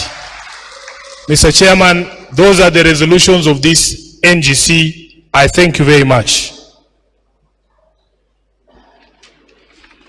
I thank you. And honorable members, if you listen to those resolutions, we had taken a vote on each and every resolution. And I think the rules dictate that you don't subject the same thing to vote twice, because what if it is negated now? Which one do we take? So I think we just note the resolution for the SG to now communicate them publicly. All of these resolutions had been voted on. I want to repeat. Thank you very much. Are we in agreement? Are we in agreement? Asanteni sana. As we come almost to a close, and I think this is my last time to stand here, I want to now formally move to the next level.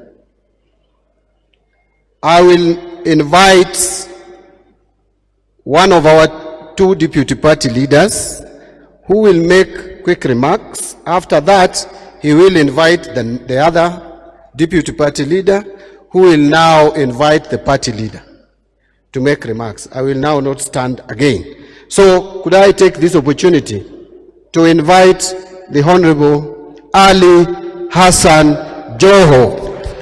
Karibu. Maisha ni yangu, wewe shughulika na yako, napendeza kwangu. Asante ndugu mwenyekiti, Your Excellency, my party leader and the 5th President of the Republic of Kenya. Allow me first of all, on my own behalf and that of the people of Mombasa, to say congratulations for your nomination to carry the flag of ODM into Azimio. Your Excellency, it may be seen, mtu anaweza kuona ni kitu rahisi sana.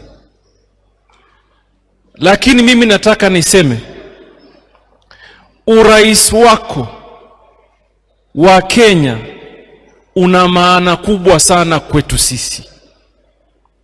Nataka niseme, ukitaka kuona Kenya yenye usawa, Kenya yenye uhaki, Kenya that has a level playing field for all of us, immaterial from where we come from, then iko mikononi kwa Raila Odinga. There are others who are imagining they can be president. But why we depart from that school of thought with them is because we know what you mean for us and what you mean for the country. Your Excellency, many people have struggled over the period. Watu wamesota kiasi cha kwamba tunataka tupate rais ambaye atabadilisha mienendo kabambe and allow opportunities for every region, every tribe, every race, every religion to be fairly represented in government. And most importantly, Your Excellency, you have allowed me space and opportunity to grow politically. I know where I have started my journey. And you've held my hand over the period. Paka leo. That is why we can comfortably say we still have the future. Bado tuko na siku za usoni. Wengine wetu bado tutakuwa na nafasi siku za usoni. But for us to be able to achieve all that we aspire to do, we must today, and vehemently so, come out in support of Raila Amolo Odinga. Now, here elections for some of us is very personal, and I'm sure it is the same with you, because nchi yetu iko katika mikono ya hatari. Either tujitolee mhanga tuokoe taifa letu ndio tuwe na taifa bora siku za usoni, ama tufanye makosa tupoteze, ama tufanye makosa ambayo hawezi kurekebishika kwa muda mrefu. So I want to urge all of us, tafadhalini tusichukulie hii kura inayokuja ni kama ya Raila Amolo Odinga peke yake. tusichukulie nyepesi.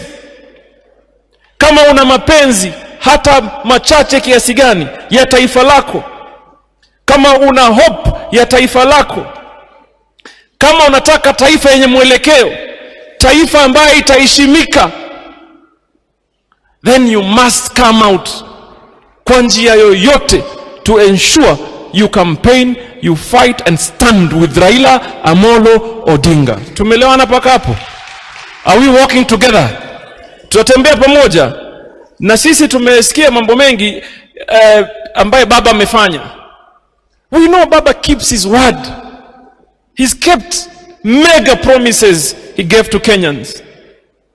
It is Baba that engineered free primary education in 2002. And he kept his word.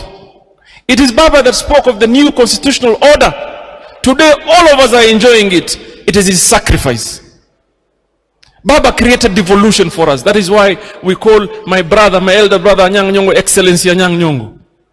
And he has a government that is, of course, interdependent, but a whole government that is running to develop people in our mashinani. So imagine Baba hasn't sat in that real seat of power and he's achieved all that we're enjoying today. Now imagine when he sits in the office of the president, as the president of the Republic of Kenya, how our lives will be transformed. Can we imagine that? Can we imagine that? Sivyo?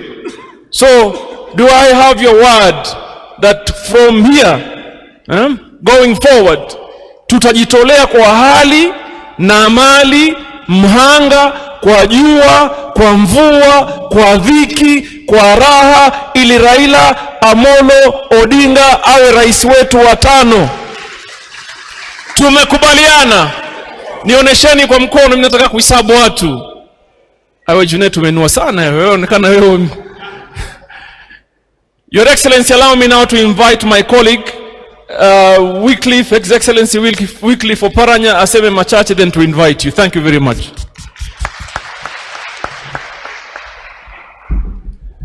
ODM. Naona mko tayari.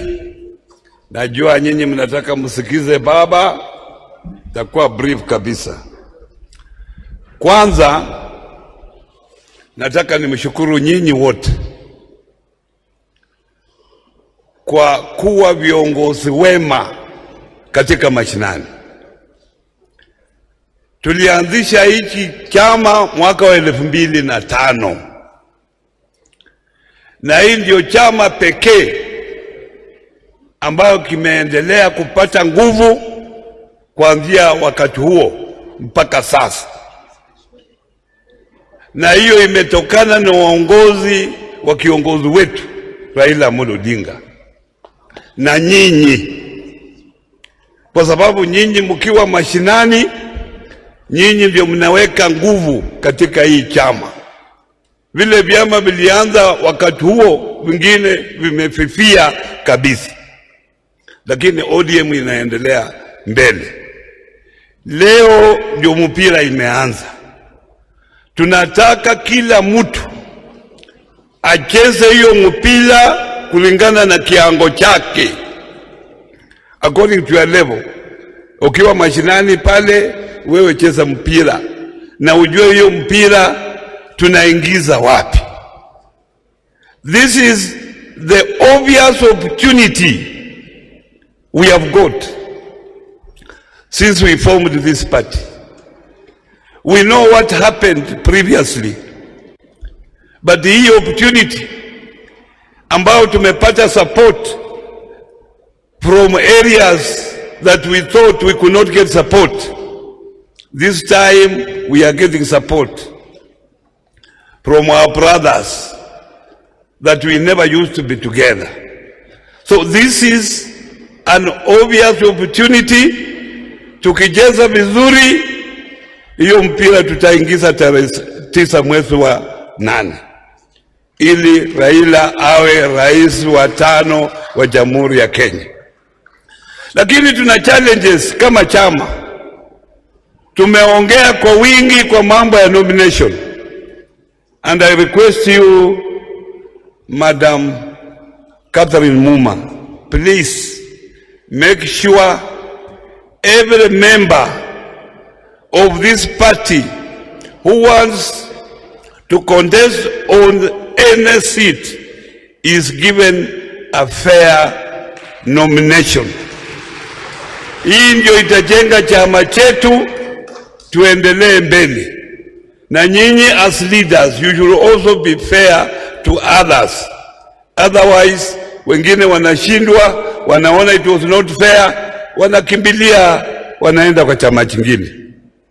Mimi nimekuwa karibu na Raila Amolo Odinga tangu niingie bunge mwaka wa 2002.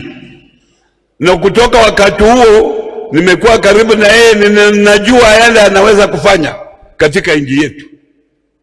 Sisi miaka hii yote tumelia. Nyinyi mmekuwa viongozi lakini bado tunalia. So the most important seat now we are looking for is the presidency. This is the most important. Wacha sisi wote tukufie hapo.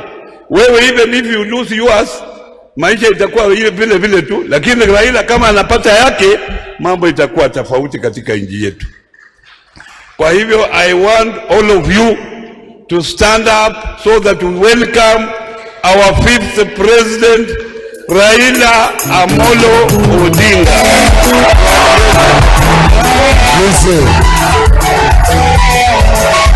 Aya, tumebelisha kofia.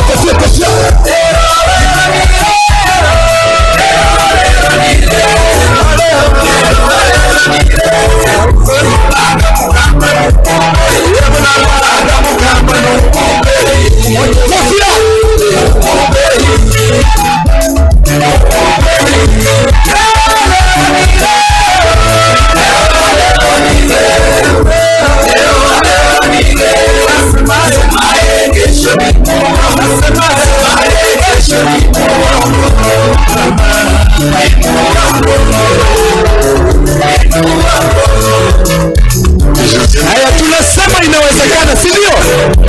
Inawezekana. Leo ni leo. Twende. Inawezekana. Leo ni leo. Twende tena. Inawezekana. Leo ni leo. Asanteni sana.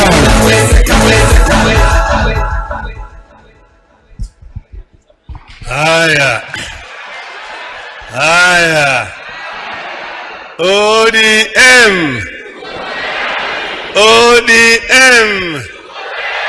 ODM. Asanteni sana.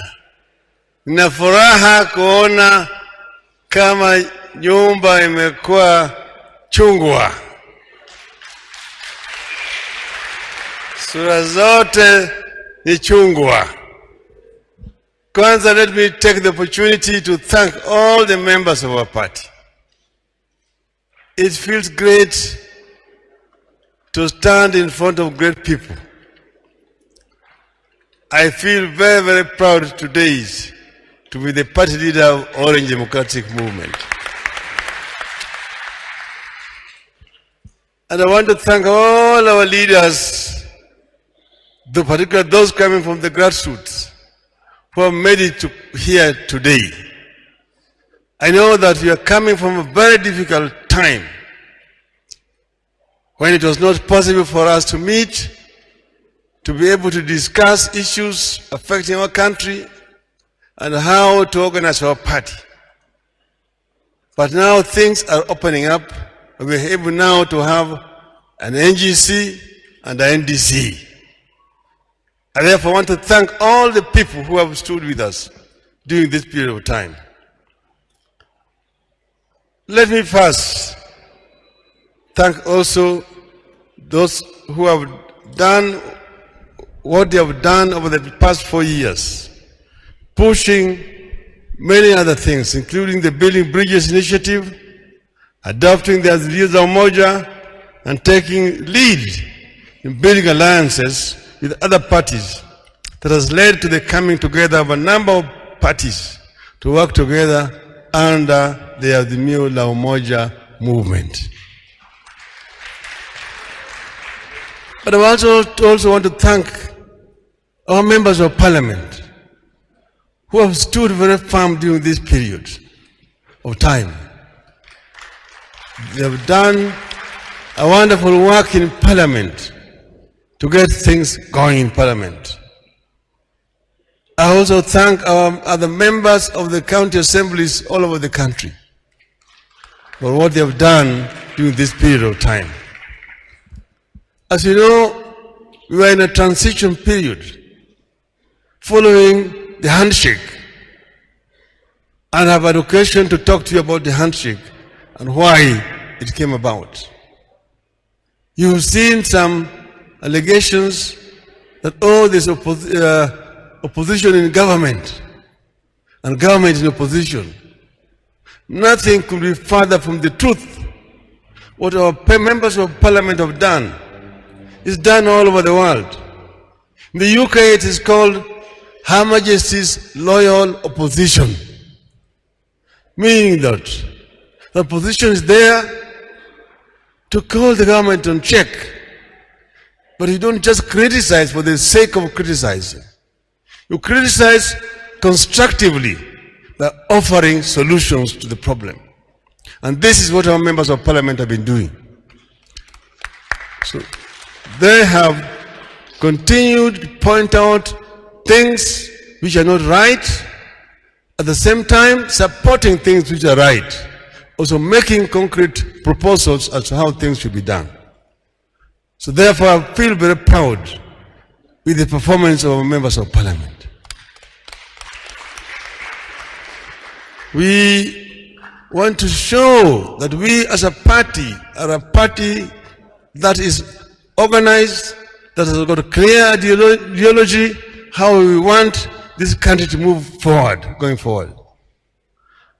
I know that it has not been easy all over the place. We have also had problems with the county governments. Our governors know they have not been able to have adequate resources to be able to perform the tasks that the people expect of them. But as you know, we brought the BBI. BBI was meant to help us to improve governance at the county level. It was opposed by opportunists for opportunistic reasons. And that's why we said reggae is on half time, reggae will come back again.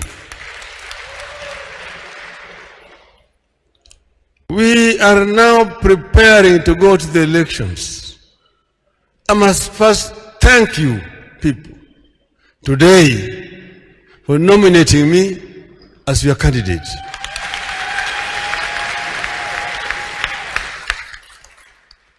I initially was very reluctant, as you know. So I said, before I do anything else, I will first travel the length and the breadth of the country and ask the people of Kenya, Baba endelee siendelee? Baba endelee siendelee? That was the answer. And that is why on the 10th of December, I actually responded to the request of the people of Kenya. We are going to work together with the other partners. At this stage, I want to pay tribute to my brother and colleague, President Uhuru Muigai Kenyatta.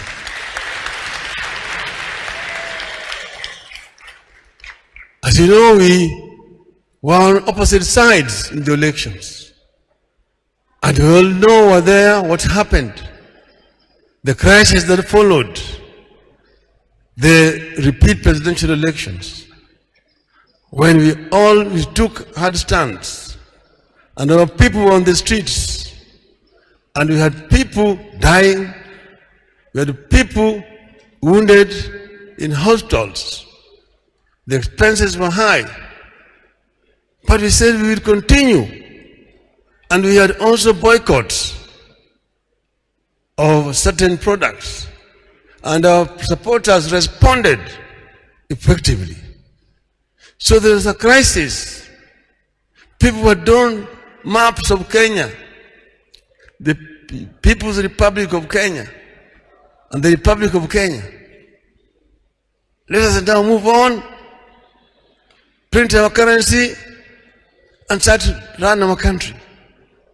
Under those circumstances, we came together and we had very, very extensive discussions, journey down the memory lane. As a result of that, we agreed with my brother Uhuru Kenyatta that Kenya is bigger than all of us, and therefore we must come together to bring the people of Kenya together. On that basis, we prepared a memorandum of understanding and shook hands, the handshake. And we said we will work together in this to bring the country together. And Uhuru has never deviated from what we agreed. Some people went there and said, oh, Uhuru is cheating you, he will abandon you. I told them, I know he will not. I was certain because we had had a very deep conversation. And we agreed that this country needed to be moved to where the ancestors wanted it to be. That is captured in our national anthem. A land where plenty is found within its borders. That is what has eluded us. And in the process of in the course of this, in spite of obstacles that he has experienced within his government, he has tried to steer the country to that direction. Now we said, when we take over, we will continue the work that he has started and move on. And that this bond will not die with the elections. Elections are just going to strengthen it, and we will work together going forward. So it is change and continuity. We will continue with this project which Uhuru has started with this government, and we will work together just as a team. That's why this time around we are coming together. We are bringing the ODM together with Jubilee to form the Azimio la Umoja. And we are inviting other parties to join Azimio la Umoja. So today you have just nominated me as an ODM candidate for the Azimio la Umoja. Other parties don't want to join are also free to nominate their candidates for Azimio la Umoja. Then we are going to have the mother of them all. We will bring our people, they will bring their people, and then we will then eventually now come out with a candidate for Azimio la Umoja. That is how it has been agreed. So tomorrow we are going to have our National Delegates Convention. Jubilee will have its National Delegates Convention also tomorrow. We will attend both of them. And eventually we will make resolutions which will finally be taken to the other meeting which we will have, which will now be the culmination of the Azimio la Umoja movement. And from there onwards, we will move now together.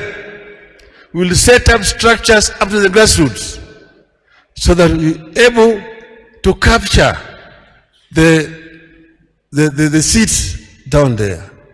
We want to see that Azimio la Umoja will get the majority of members of county assembly, majority of members of National Assembly, majority of senators, majority of governors in this country, so that Azimio la Umoja can show the people the way.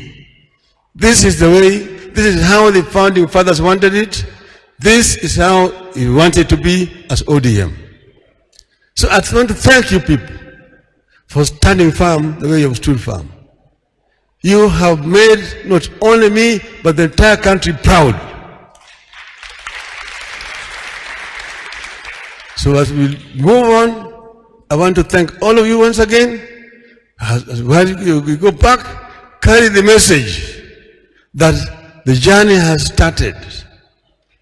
The journey has started. I've been telling people that this country needs another revolution.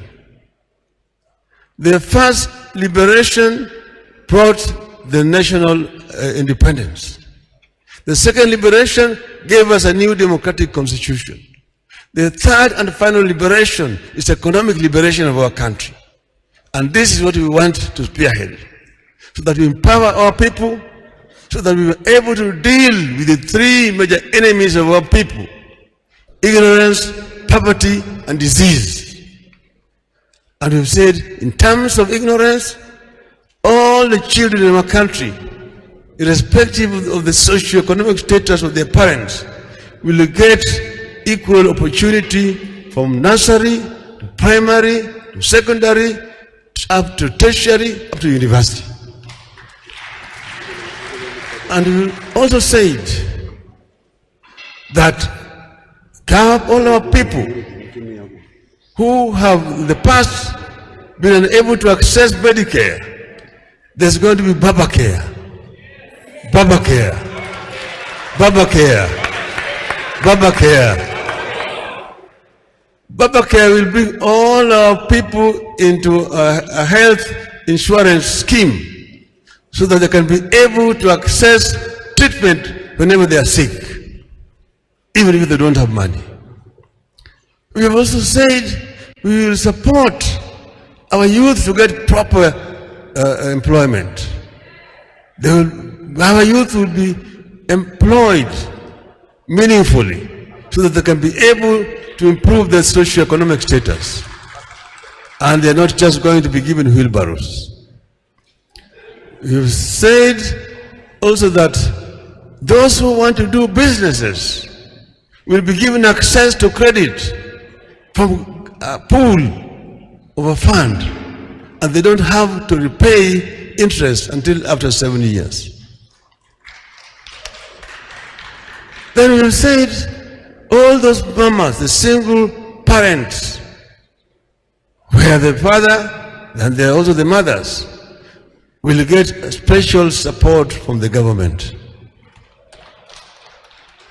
We've also said that the poor of the poor, who do not have anything, we are going to introduce a social protection program in the country, so that those families will get from the government every month 6,000 shillings.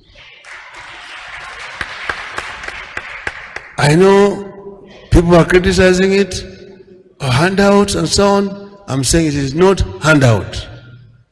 It is actually responding to the social needs of our people. Inawezekana. Inawezekana. So we are going to change things. We will invest massively in infrastructure development. We will invest in manufacturing, industries, each county, each product. We will go to each sub-county, each product, so that our people can get jobs down there as we do value addition to raw materials that we have at that level. We mean to bring proper transformation in our country. This is what we will do. And that is what ODM is going to bring to the Azimio la Umoja.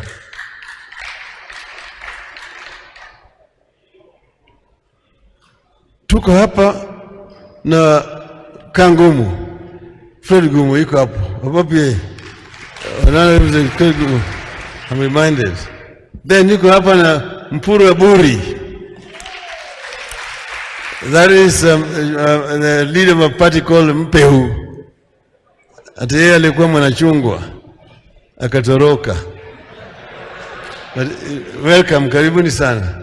So I don't want to continue beyond this point. Tomorrow we are going to be at the Kasarani, and we are going eventually to have a joint meeting there at Kasarani.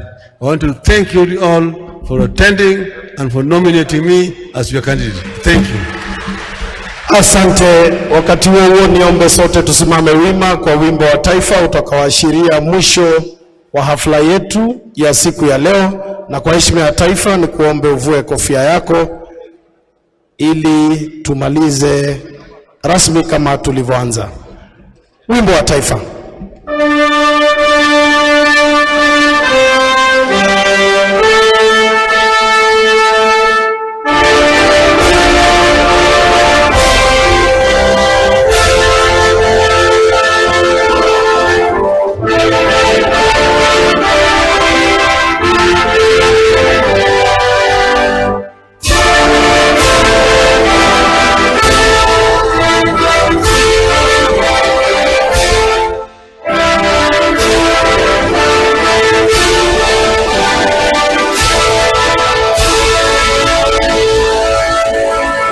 Ningeomba tusalie tumeketi tunapomruhusu kinara wetu kuondoka.